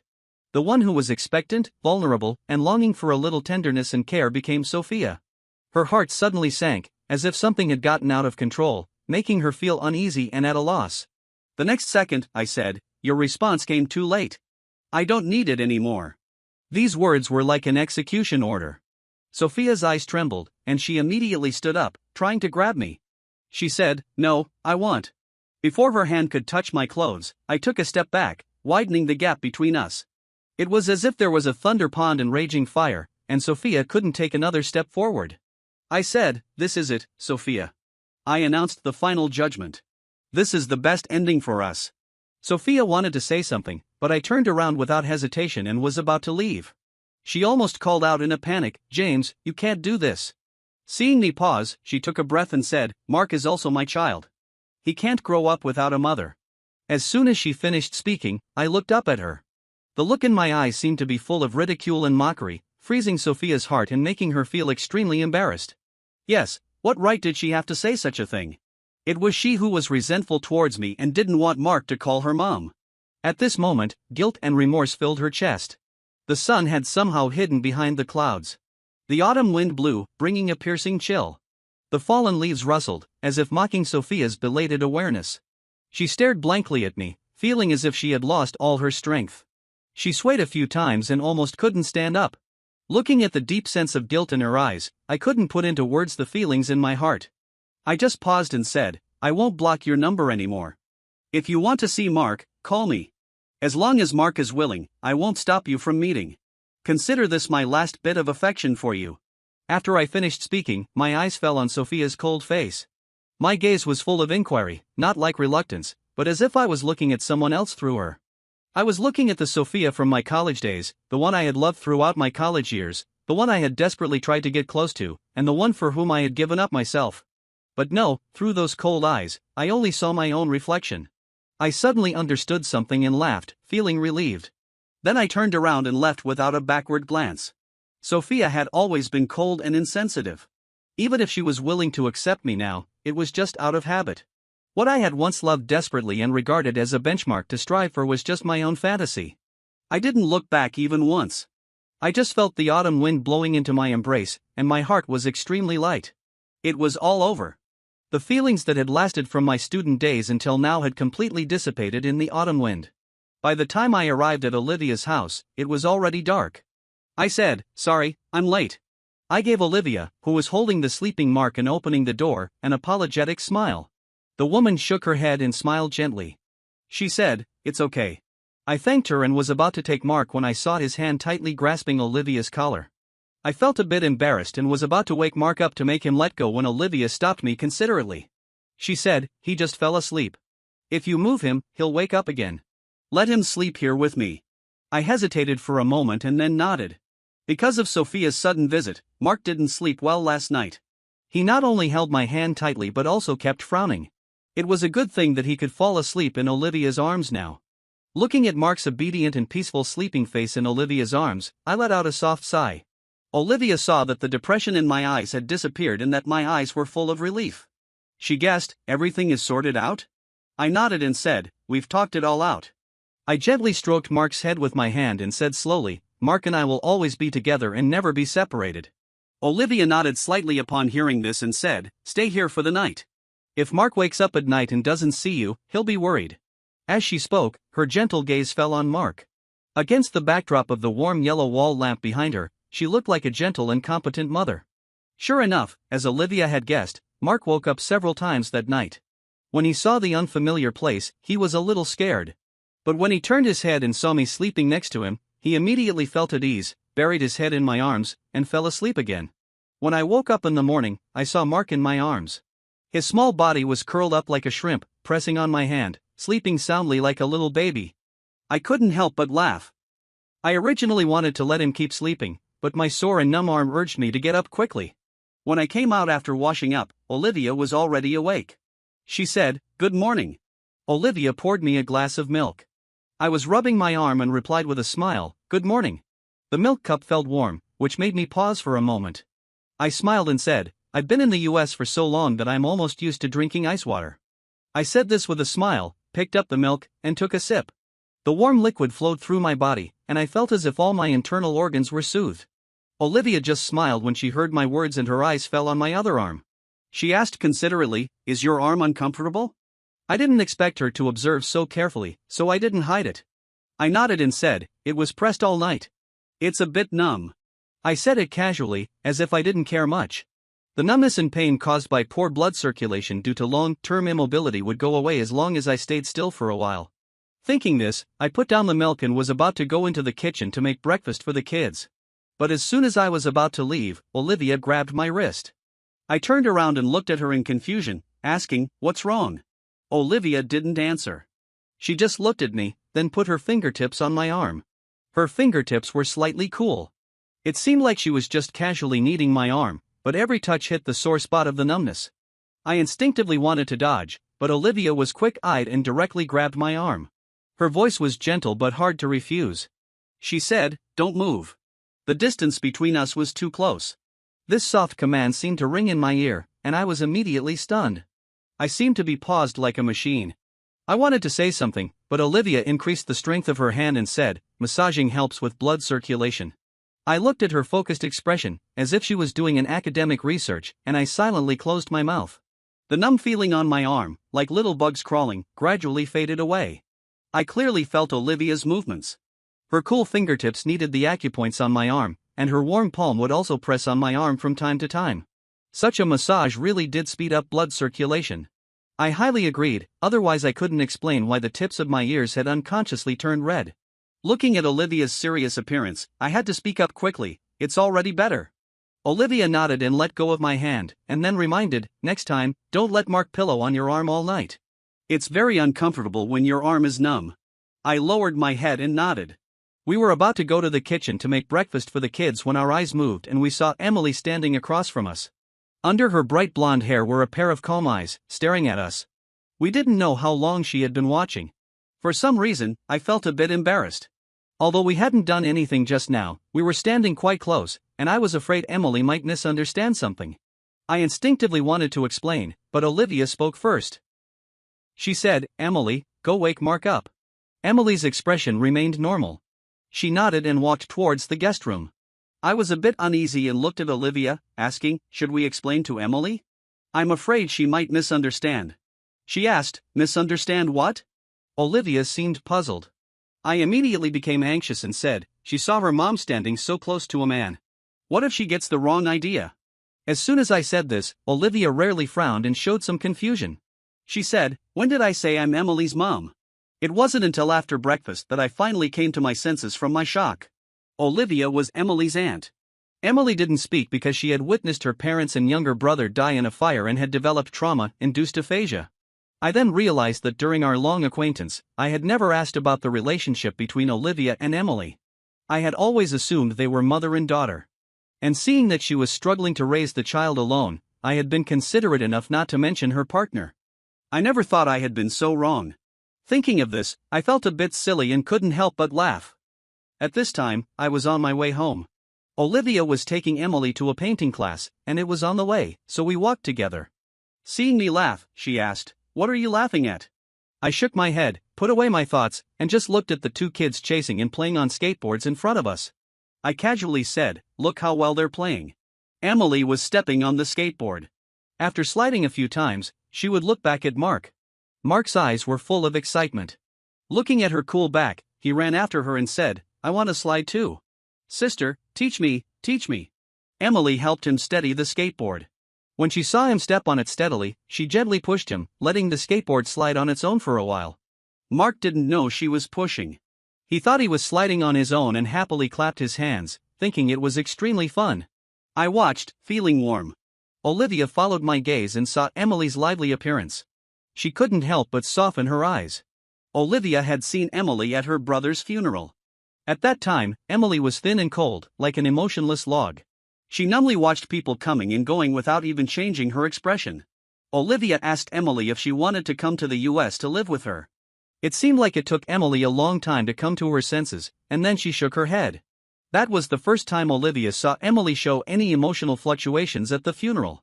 The numb-faced child looked up at the photo on the mourning hall, and tears slid down her face without warning.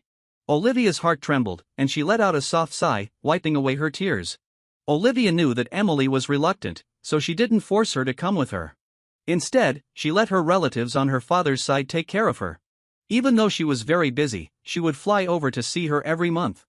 Until last month, when the relatives on that side had twins and really didn't have the energy to take care of her anymore, Olivia booked a ticket to bring Emily back. But she couldn't take the plane with her, and the relatives on that side didn't want to make the trip either.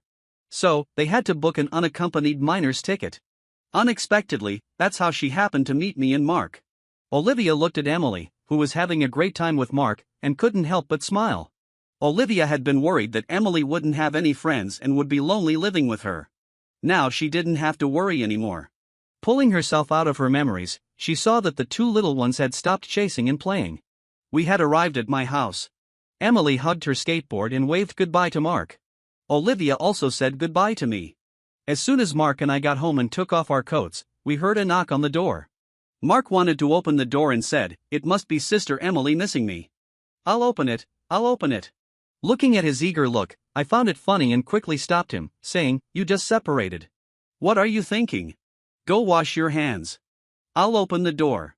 Unexpectedly, when I opened the door, I saw Sophia.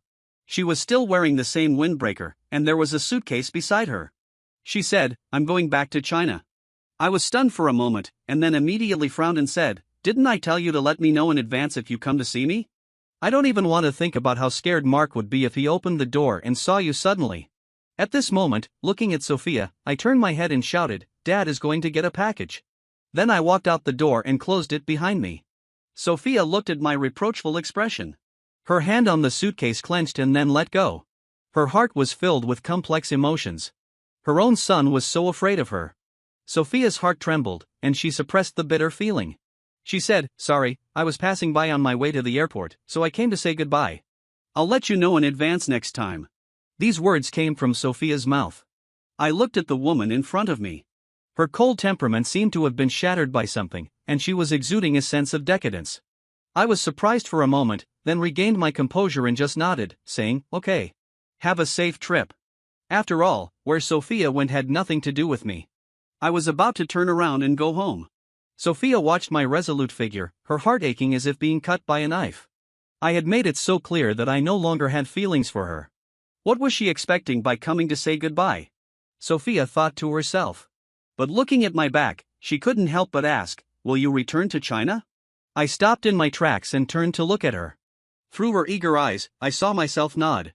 After all, this was a foreign land, and I was certain to return to China to live in the future. Sophia's eyes lit up, as if a spark of hope had been ignited. She pursed her lips, as if she wanted to say something more, but I immediately cut off her thoughts. "Even if I return, I may not go back to Jiangcheng," I said. Sophia was taken aback, and her eyes dimmed for a moment. However, the spark of hope wasn't extinguished. "No matter where you are, I'll wait for you to come back," she said. I frowned upon hearing her words.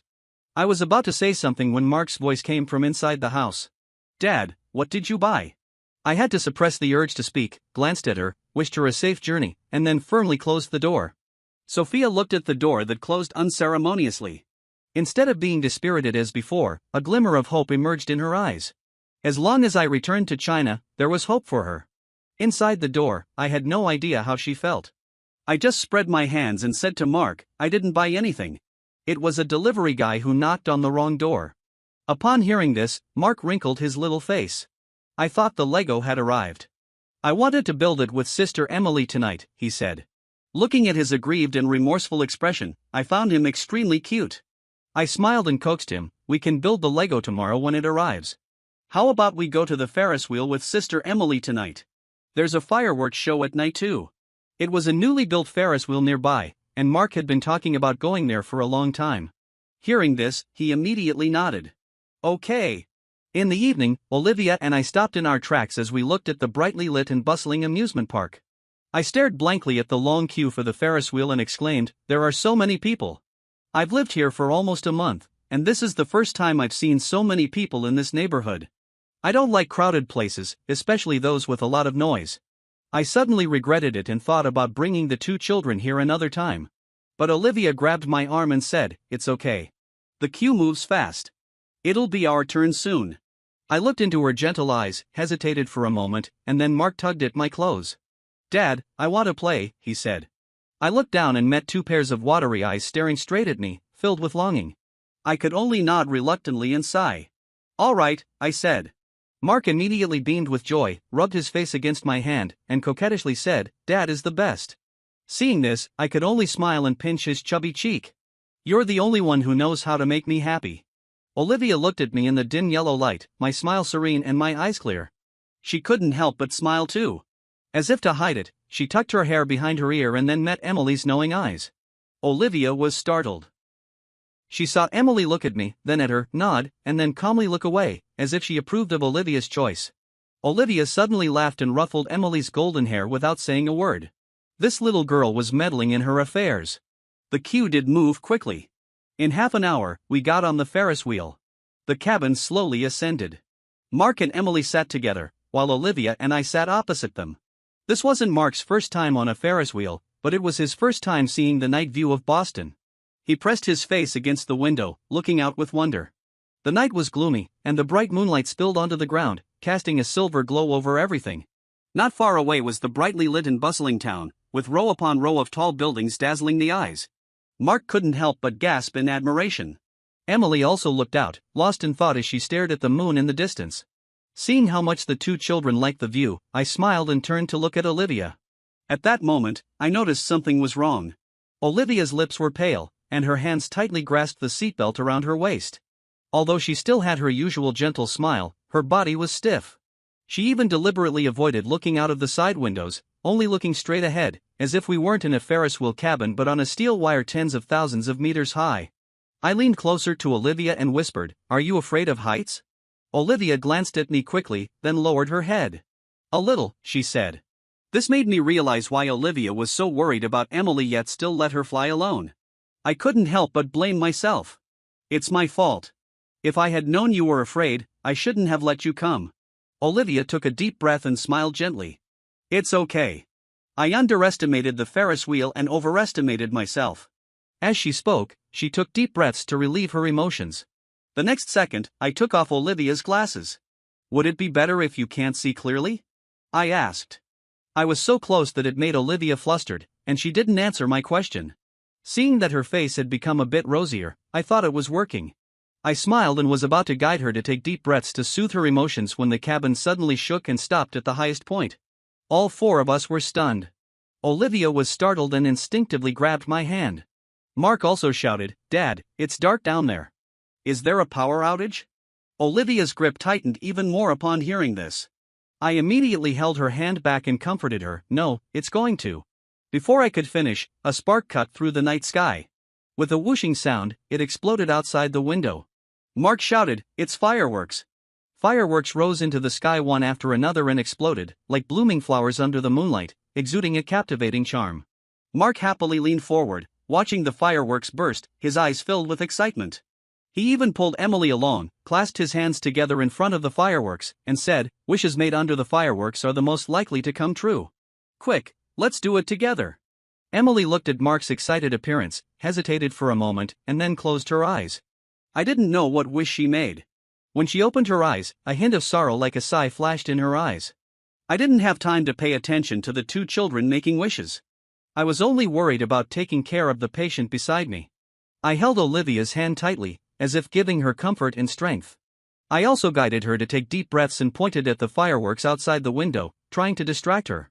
"Look, the fireworks are beautiful, aren't they?" After I finished speaking, I realized that Olivia's glasses were still in my hand. I quickly took them out, wanting to put them on for her. "Sorry, I forgot the glasses were still with me. You can't see clearly, right? I'll put them on for you now." Olivia said, "I can see." She stopped my hand, smiled with a hint of playfulness, and whispered in my ear, "I'm not nearsighted. These glasses are for anti-blue light." As soon as she finished speaking, my ears turned bright red in an instant. I bit my lip in embarrassment. "Ha, I thought you were nearsighted." Olivia saw my shy look and quickly stopped smiling. She looked at me gently. "It's okay," she said softly. Her warm breath seemed to spray on my neck. "Your comfort really helps." I was stunned. I turned my head and looked into her deep eyes. Without the cover of glasses, I realized that Olivia had a pair of extremely alluring eyes, with the outer corners slightly upturned and a barely noticeable mole under her eyes. The fireworks blooming in the sky were reflected in her eyes, like twinkling stars all over the sky, exuding a captivating beauty. I was almost lost in Olivia's eyes. The sound of the fireworks around me suddenly faded away, and the world seemed to quiet down, leaving only the sound of my heartbeat, thumping like a drum against my eardrums. It was not until Mark called me, "Dad, you and Ms. Olivia should make a wish too," that I came back to my senses. Looking at Mark's anxious expression, I quickly let go of Olivia's hand, turned to look at the fireworks outside the window, and subconsciously closed my eyes. I didn't know what wish I made. All I could remember was Olivia's gentle eyes filling my mind, and the sound of my heartbeat roaring like spring thunder in my ears. It was not until the fireworks ended that I returned to normal. The Ferris wheel slowly descended, and Olivia's face looked much better. She didn't seem as scared as before. As for me, I didn't know what I was thinking, and I didn't dare to look at Olivia. There was a faint sense of awkwardness between us. Perhaps only I felt this way, as Olivia seemed as calm as ever. We played with the children nearby for a while longer. Mark played so hard that he fell asleep in Olivia's arms on the way back. Emily was also a bit tired and obediently followed the two of us home. The moonlight was cool, filtering through the gaps in the leaves and shining on the path ahead. The streetlights illuminated the way home. In the quiet night, the only sound was the soft crunching of leaves under our feet. It was so quiet that it seemed to be torturing our nerves. The silence made me keep thinking about what had happened on the Ferris wheel. I pursed my lips, wanting to say something, but Olivia spoke first. "Christmas is coming. Do you want to go to Iceland to see the aurora? I was taken aback. I looked at Olivia, my eyes filled with shock and confusion. Why are you suddenly bringing this up? I asked. It wasn't just me being shocked. Anyone would be surprised to suddenly hear about a travel plan a month later on the way home from a Ferris wheel ride. I looked at Olivia with a puzzled expression. Olivia also felt that her proposal was too sudden. She smiled apologetically and then said, I really just thought of it suddenly. She looked at me. In the dim yellow streetlight and moonlight, she saw my bright and watery eyes. It reminded her of the moment on the Ferris wheel when the brilliant fireworks not only reflected in her deep eyes but also illuminated me as I made a wish. My expression was hidden in the shadows of the night, making it hard to see clearly. All that could be seen was my pious hands clasped together. The next second, the fireworks suddenly exploded, and the colorful lights lit up my face, as if a person who had been color blind from birth was seeing a full color world for the first time. Olivia's eyes brightened, and her heart suddenly skipped a beat. Olivia's eyelashes drooped softly. The outer corners of her eyes and the tips of her ears were tinged with a shy blush. Her brows were relaxed, and she looked so holy that one wouldn't dare to offend her. After getting off the Ferris wheel, seeing that I was still immersed in the moment and couldn't snap out of it, she thought of going to see the aurora. It is said that wishes made under the aurora will be fulfilled by the whole universe, she said with a smile, looking at me. I guess you'll like it. Looking at her confident smile, I couldn't help but smile too. After that, I nodded. Indeed, I've always wanted to see the aurora. I thought of my parents. After I was admitted to university, they resigned from their jobs at the hospital and became Doctors Without Borders. On my 20th birthday, they sent me a video. They were singing Happy Birthday to me under the aurora in Iceland. The silent night and ice field, the gorgeous and dreamy aurora, were like the Milky Way descending to the earth. At that time, I had the urge to see the aurora with my own eyes. But later, I was busy with my studies, then had a child, and was chasing after Sophia, working hard on the front line. I never got the chance to go. Now, hearing Olivia's invitation, I almost didn't hesitate and directly nodded. Okay, during the Christmas vacation, we'll take Mark and Emily to see it together. Olivia smiled gently upon hearing this. In the lonely night, under the moonlight, a faint warmth was spreading. Emily glanced at us, then turned her head, lost in thought. The autumn wind blew away the leaves, and soon snow began to fall. The Christmas vacation arrived as scheduled. Since Christmas and New Year's Day are close, the holidays are usually combined, adding up to 2 weeks, during which we could have a good time in Iceland. I looked at Mark, who was eager to go, and with some worry, I adjusted his clothes and reminded him again, be sure to hold Sister Emily's hand tightly. If you get lost or need help, look for someone in uniform. Remember? Remembered. Mark nodded, glanced at Emily beside him, and said seriously, Dad, don't worry. I'll be as brave as Sister Emily and not be afraid to fly alone. I sighed, looking at the 2 little ones. I felt extremely helpless. For this trip, Mark insisted on flying alone, just like Emily did last time, and refused to let either of us accompany him, saying, I've grown up. I want to be as brave as Sister Emily. After much persuasion, he only agreed to let Emily accompany him. Naturally, I was worried, but looking at the determined looks in their eyes, I really couldn't refuse. So, Olivia and I booked an earlier flight. We would fly first, and they would follow on a later one. The boarding announcement rang. The flight Olivia and I were taking was ready for boarding. I wanted to give some more instructions, but Emily wrote a few words in my palm. She wrote, I'll take good care of Mark. Don't worry. I looked into Emily's calm eyes, full of determination. It seemed that these words were not only to reassure me but also to make up for something. I thought of something and stopped nagging. I stroked her head and gently replied, Uncle believes in you. Olivia also reminded Emily, hold your brother's hand and don't get lost. We'll meet at the exit after getting off the plane. Then she stuffed an asthma inhaler into Emily's pocket. Although it hasn't flared up for a long time, it's better to be prepared. Emily nodded and looked at us silently. I thought she was urging us to board the plane quickly. Just as I was about to leave with Olivia, Emily tilted her head, looked at me, and then made a few gestures to Olivia. Olivia was stunned for a moment, then laughed as if in helplessness. She stroked Emily's head and said something in German. The sign language was a bit complicated, and I couldn't understand it well, but I clearly heard the German words, which were probably a nickname for a naughty child. Just as I was wondering, the boarding announcement rang again, urging us to board. Mark also waved and said, Dad, you go first. I'm sure I can take good care of Sister and myself. He was a head shorter than Emily, yet he said such things, which made me laugh. I tapped Mark's nose and said with a smile, just take care of yourself. You're not even half as big as her, yet you want to take care of your sister? After saying this, I felt a bit more at ease. I said goodbye to them and then turned towards the boarding gate. After getting on the plane, I suddenly remembered the gestures Emily made earlier. I couldn't help but ask Olivia, "What did Emily say to you just now?" Olivia looked at me, seeing the confusion in my eyes. For some reason, she changed what she was going to say and said, "She knows I'm afraid of heights and asked you to take care of me." My attention was immediately diverted. I looked at her face and asked nervously, "Are you okay now?" Before the trip, I had asked Olivia, and she had smiled and said, "As long as I don't sit by the window, it's not a big deal." I was skeptical at that time, and now I was even more worried, looking at her with concern. Olivia felt warm seeing my worried look. She was about to say she was okay, but then she pushed her glasses and showed a hint of vulnerability in her eyes. "I'm okay now, but I'm a bit scared during take-off and landing." I immediately frowned. The feeling of weightlessness during take-off and landing is the strongest, and it's indeed the most terrifying time for people with acrophobia. I hesitated for a moment and then moved closer to her. Olivia watched me approach with a calm look and deliberately asked, "Are you going to take off my glasses again this time?" I paused, looking a bit helpless. "No," I said. Just thinking about the misunderstanding in the Ferris wheel last time made me extremely embarrassed. I glanced at her and said, "Do you still want to relieve the discomfort or not?" This didn't sound like anger but rather like shyness. Olivia wasn't annoyed at all.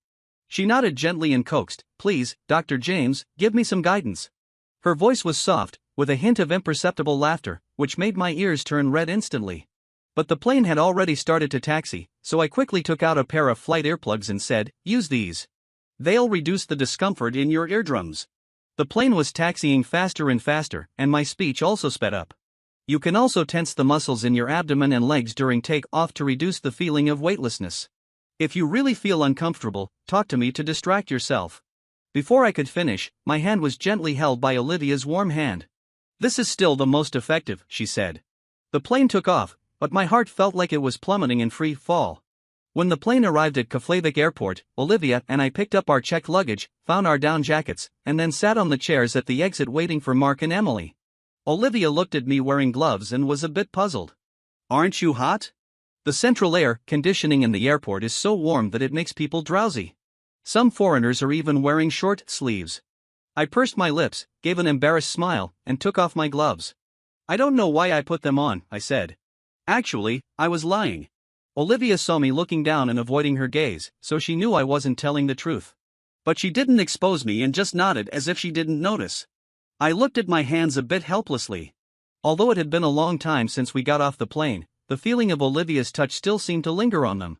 It was warm, firm, and carried a faint perfume scent of floral fragrance, making my mind all jumbled. I secretly glanced at Olivia. Seeing her looking calm, I thought I was overthinking. But just as I did, Olivia happened to look over, and I quickly averted my eyes. An inexplicable awkwardness settled between us. It wasn't until the two children joined us. Mark shouted from afar, "Dad, sister didn't have an asthma attack. I took good care of her, right?" His voice, full of eagerness for praise, reached us before he did. I smiled, squatted down, took his small school bag, and praised, "Our Mark is really amazing." Then I stroked Emily's head and said, "Emily is amazing too. Taking such good care of your brother, you're excellent." Emily's eyes flickered. She nodded a bit shyly and looked away. Mark was still excited and kept talking to me. The big sisters all praised me, saying I'm great. I nodded. Looking at his lively appearance, the big stone in my heart finally dropped. Mark hadn't been this happy for a long time. Just as I was thinking, I heard Olivia say, "The BB owner is here to pick us up. Let's go." We all nodded, changed our clothes, and walked out. We stayed at a bed and breakfast, BB, 30 kilometers away from Reykjavik, the capital of Iceland. The owner was a local Icelander with a typical Nordic appearance. He greeted us politely when he saw us and helped us carry our luggage. His English was rather poor, but we could barely understand him. When he learned that we were here to see the aurora and celebrate Christmas, he enthusiastically recommended his sister. Olivia is an experienced aurora hunter. She has taken many people to see the aurora. Olivia and I exchanged a look. We knew we had found the right person. Seeing the aurora is a matter of luck. If someone experienced leads the way, it would definitely be more effective. I couldn't wait to meet the Olivia the owner mentioned. Just as I was thinking, the owner looked at us through the rear view mirror and said, according to Icelandic legend, lovers who see the aurora together are blessed by the gods and will be happy for a lifetime. As soon as he finished speaking, I was stunned. I shifted my eyes in embarrassment but met Olivia's smiling eyes. She raised an eyebrow. In the shadow of the car, only her eyes were astonishingly bright, looking straight into my heart. My heart skipped a beat. I somehow remembered the previous scenes on the Ferris wheel and in the plane. That feeling of excitement and awkwardness welled up in my heart again. I almost fled as I averted my eyes, bit my lip, and was about to explain when Olivia said, "It's a very romantic legend." She neither denied nor admitted it, as if she didn't understand the owner's meaning, and smoothly changed the subject. "We want to ask Olivia to take us to see the aurora. Do you know if she has time?" The man turned the steering wheel and said, "I'm not sure. But her house is next to the BB. You can ask her later." We arrived at the BB smoothly. Olivia wanted to help carry the luggage, but I stopped her with a smile. "I can handle it here. You take the children to rest for a while and adjust to the time difference." Olivia looked at the two children who were so sleepy that they could barely keep their eyes open, nodded, and first took them upstairs to wash up and put them to bed. Icelanders seem to be able to sense romance innately. Even though the owner couldn't understand our conversation, he could feel the intimacy between us. He murmured in Icelandic, "A happy family." Olivia happened to hear it and couldn't help but smile. She replied in Icelandic, "Thank you." The owner was a bit shocked. Looking at our Eastern faces, he subconsciously communicated in English and didn't expect Olivia to understand Icelandic. Olivia explained, "I once lived in Iceland with my parents for a while. They fell in love under the aurora." Olivia looked at the surrounding snow-covered landscape and the bright sky, took a deep breath of the cold air. The frigid air rushed into her nostrils, awakening her childhood memories. She remembered that at that time, under the aurora, the family sat around in a tent, warming themselves by the fire. Her mother told stories and played the harmonica. It was warm and nostalgic. Olivia looked up and saw the light on the second floor of the BB. It was as if she saw her childhood home. She lowered her head and smiled gently. After a day of rest, we put on our gear and got into the Aurora Hunter Olivia's car at 3 a.m. Olivia was a tall and strong woman, only half a head shorter than me. Her blonde hair was neatly tied behind her head. A few wrinkles at the corners of her eyes showed that she was no longer young, but her eyes were still sharp, and she spoke concisely. "The weather has been good recently. It'll be relatively easy to observe the aurora." As she drove, she looked at the satellite maps and cloud charts, constantly adjusting the direction. The night was pitch black, like a thick fog engulfing the car. The only thing that made us feel safe was the ice field illuminated by the car lights, with the rugged outline of the distant snow-capped mountains faintly visible. I was amazed at the uncanny workmanship of nature, but I was also worried about the two children. I turned my head to see if Mark was scared or cold, but he was looking out of the window with excitement, not discouraged at all even though he could hardly see anything. He asked Olivia, "How much longer?" Olivia glanced at him, turned the steering wheel, and stepped on the gas. "Half an hour." Half an hour later, we reached the first observation point, but were told that the wind direction had changed, and the hope of seeing the aurora here was slim. We moved to 2 more places in succession. By the time we reached the third observation point, everyone had given up hope of seeing the aurora. The wind on the ice field was piercingly cold.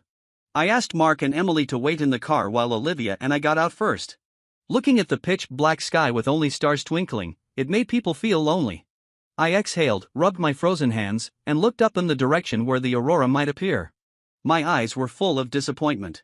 The aurora is a rare sight, and it seemed I wouldn't be able to see it this time. Just as I was thinking, a strong fragrance suddenly came from beside me. I turned my head and saw Olivia putting a cup of hot cocoa into my hand. "Drink this to warm yourself up," she said. I thanked her, took a sip, and felt warmth spreading through my body. Olivia noticed my disappointment and comforted me, "We will definitely see the aurora." I just took it as a consolation, smiled, and lowered my eyes. Even Olivia said, "It's not certain." "How can you be so sure?" She said softly, "Because of you." Olivia's voice was gentle, but it made my heart tremble. I stared at her blankly. In her deep eyes, I saw deep, intense love, like the colorful starlight. I was about to say something when Mark and Emily ran over. Mark shouted, the aurora is here." The blue-green light was like ink splashed by a painter, casually trailing beautiful colors across the sky, dotted with a few bright stars. The dazzling light and the starlight spread across the horizon, making it impossible to look away. I looked at the colorful aurora, my eyes filled with obsession. It was as if I saw the end of the world and caught a glimpse of the vastness and greatness of the universe. The scenery was so beautiful that I was completely absorbed in it and didn't notice that Olivia beside me had blazing eyes. The aurora was my scenery, while I was Olivia's scenery. Under the star-lit night sky, my eyes seemed to contain the universe, making it impossible for her to look away.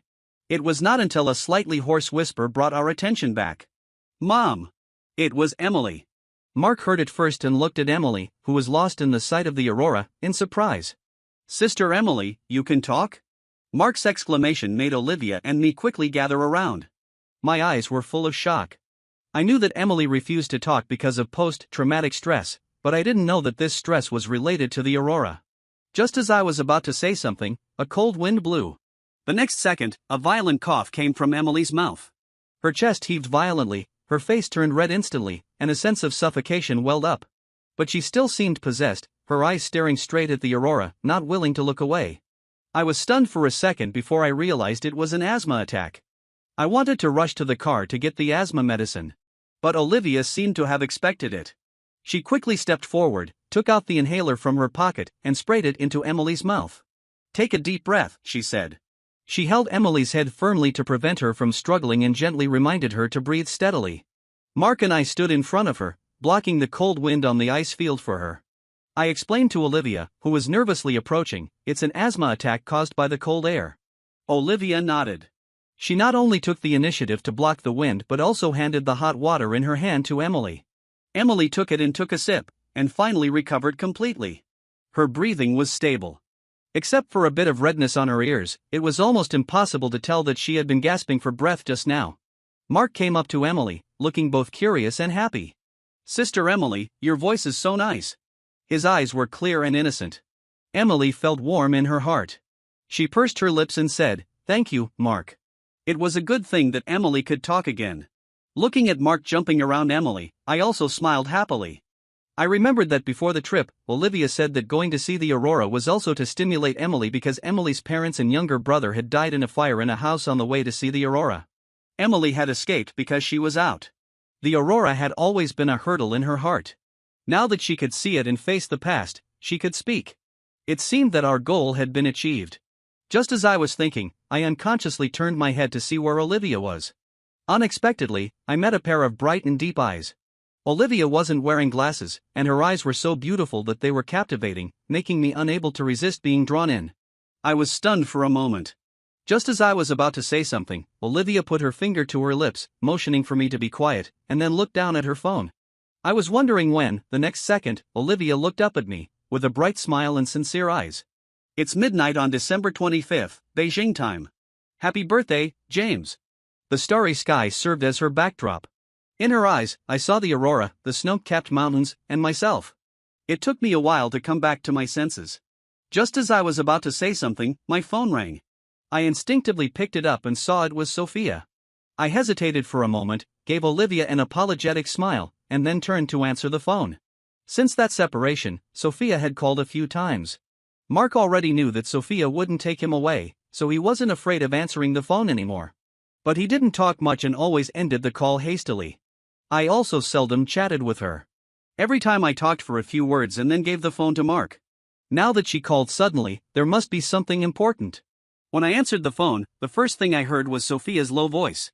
"Happy birthday, James." Her voice was clear, but there was an unmistakable tiredness. I could even hear the noise of the hospital in the background. I almost immediately realized that she must have been working continuously for a long time and deliberately called at this time. After hanging up, she might have a surgery or a meeting.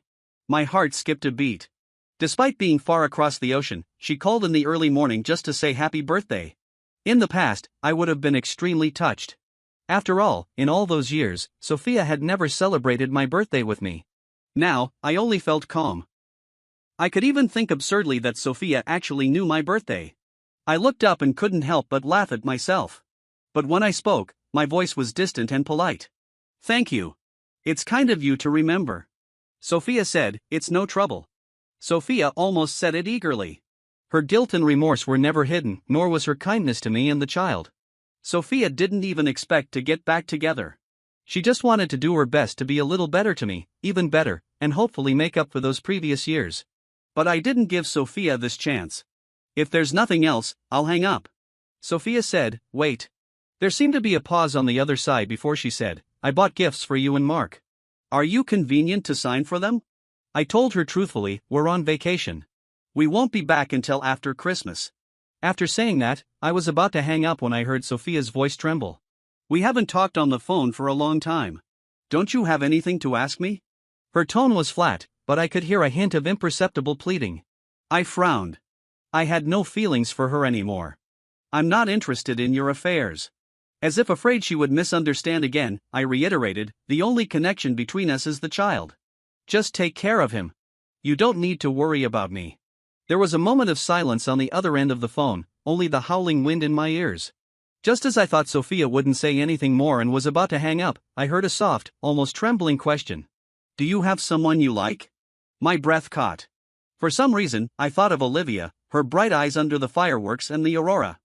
I was stunned for a moment, didn't answer directly, and just hung up the phone. Olivia said, the aurora is about to disperse. We should go. I came back to my senses, looked up at the gradually disappearing aurora. The lonely night outlined the outline of the distant mountains. The cold wind blew, dispelling the dullness in my heart. For some reason, I thought of the video my parents sent me when I was 20. They made a wish under the aurora, hoping that their son would have the freedom to choose love, the freedom to reject love, and always be free and without regret. In the ice and snow, my thoughts had never been so clear. I looked at Olivia beside me, and a warm and full feeling filled a part of my heart. Even when Mark knew it was my birthday and regretted that I didn't make a wish under the aurora, I just smiled softly. There's no need to make a wish. The most important wish has already come true. When Olivia heard this, for some reason, her heart suddenly brightened. Back at the BB, the two children had already fallen asleep. The sky was turning pale in the east.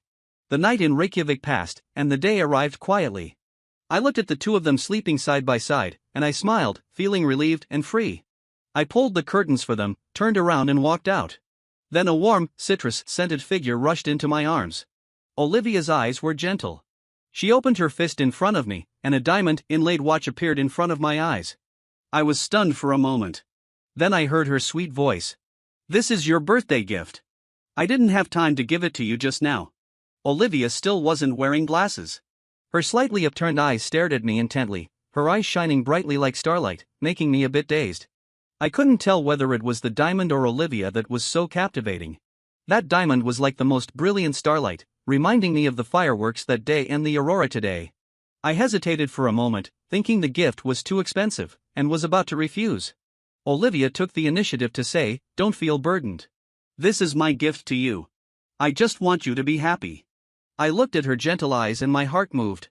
I smiled and said, "Okay, then I'll take it." As I said that, I reached out to take it. But the next second, I stopped my hand, pursed my lips, and suddenly said, "Put it on for me." Olivia was stunned.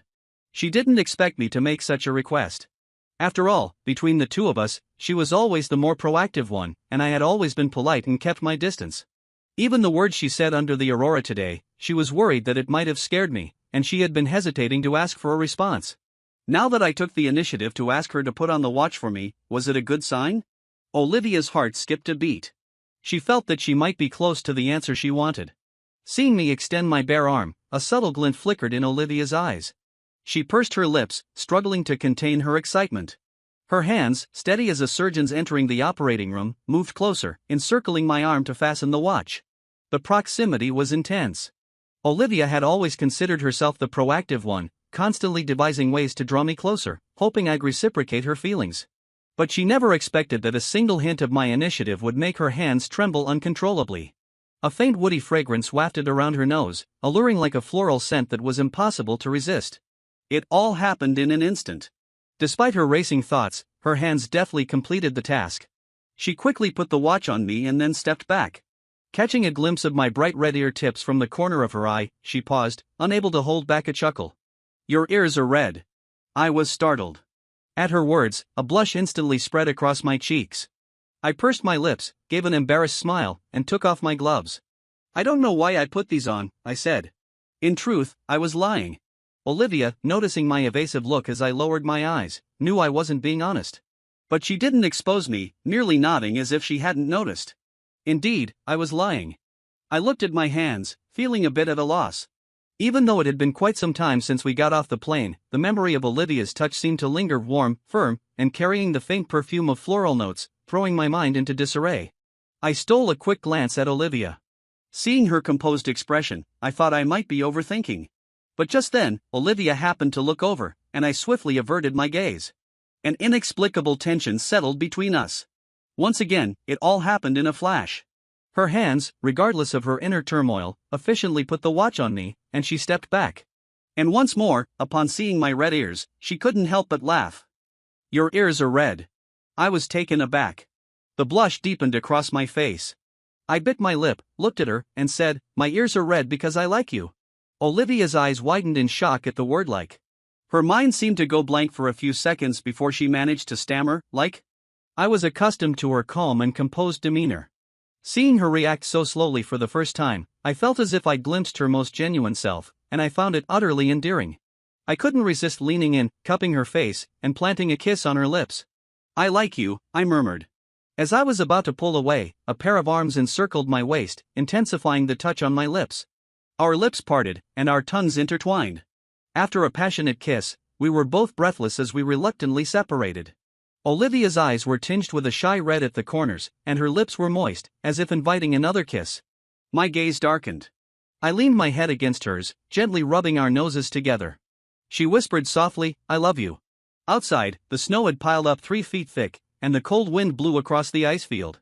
But inside, it was as warm as spring, and lovers exchanged a tender kiss. In the realm of adult love, the period of ambiguity is often the slowest. Once feelings are confirmed, it's like dry wood meeting fire, and everything unfolds naturally. The trip to Iceland came to an end, and the 4 of us returned home. The 2 children adapted well. Even after getting back, Mark, still full of energy, ran up to me with a smile. "Dad, should I call Aunt Olivia Mom now?" he asked. I felt a bit helpless. Judging from his mischievous eyes, I knew he was doing it on purpose. I was about to tug at his little ear as a reprimand when the doorbell rang. Olivia quickly shielded Mark. "Mark was just kidding. You go answer the door." "I'll talk to him," she said. I retracted my hand, sparing Mark, and went to open the door. Standing outside was someone I least expected, Sophia. I was taken aback, wondering what she was doing here. Just as I was about to ask, I felt a warmth behind me. Olivia came up and casually wrapped her arm around mine, standing beside me in an affectionate manner. Sophia's face changed the moment she saw us. "We're together," I said. Sophia watched the intimate exchange between us, her heart sinking. The fatigue and exhaustion from working long hours to squeeze in this trans-oceanic flight couldn't compare to the pain this simple gesture inflicted. It felt as if her heart was being clenched, a sour and dull pain filling her chest. No matter how many times we'd said it's over in the past, her determination had never wavered. But now, Sophia truly realized that I had moved on, and she was the only one left behind. Sophia's heart ached excruciatingly, as if she were being tortured. She looked into my astonished eyes, swallowed the words she wanted to ask, and took out a gift box from her bag. "This is a birthday gift for you," she said. A surgeon's hands are usually steady, but at this moment, they trembled uncontrollably, as if this gift were more challenging to handle than a heart surgery. I glanced at her and took the box. Seeing that she remained silent, I couldn't help but ask, "Is there anything else?" Sophia was startled for a moment. Seemingly thinking of something, she replied, "David is engaged to his college classmate. The wedding is set for March. If you're free, please come to the wedding." I was surprised, then nodded. "I see," I said. I hesitated for a moment. Seeing Sophia fall silent again, I asked, "Should I call Mark?" "You too." Sophia replied, "No need." Sophia pursed her lips, picked up her bag, and was about to leave. "We can talk about it another time. I have work to do and can't stay long," she said. Then she turned and left, leaving Olivia and me speechless, staring at her retreating figure, filled with confusion. Sophia had crossed 8 time zones and endured a flight of over 10 hours just to deliver a gift. Olivia, seeing her suddenly weary figure, understood exactly why she left in a hurry. She pushed her glasses up, closed the door, and said, "Don't worry about her. We haven't unpacked yet." With that, Olivia gently kissed me on the lips, then led me towards the living room. "Let's unpack, and then we'll go to that Chinese restaurant to celebrate your birthday belatedly." "Okay." Before I could respond, Mark and Emily eagerly looked up and answered in unison. Looking at the much brighter Emily and the beaming Mark, I couldn't help but laugh. No one could have predicted that such warm scenes would become a regular part of our lives in the future. Finally, on the day I graduated from Harvard Medical School, I knelt on one knee. In the midst of a sea of flowers and under the envious gazes of everyone, Olivia said I do. Everything unfolded smoothly. Emily tilted her head and sweetly called me uncle-in-law, while Mark unreservedly threw himself into Olivia's arms, shouting, "Mom." I looked at Mark's excited expression and smiled tenderly. Olivia saw this scene, strode over, and hugged me tightly. "Mr. James, I will love you forever for the rest of my life," she said. The last time she'd expressed her love so passionately was in the ice and snow of Iceland. This time, it was in the bright sunlight of Boston. I didn't hesitate to hug her back. "I love you too," I said. Emily lowered her eyes and gently covered Mark's eyes. In the long rays of sunlight, in the warm sunshine, Olivia and I shared a long, passionate kiss.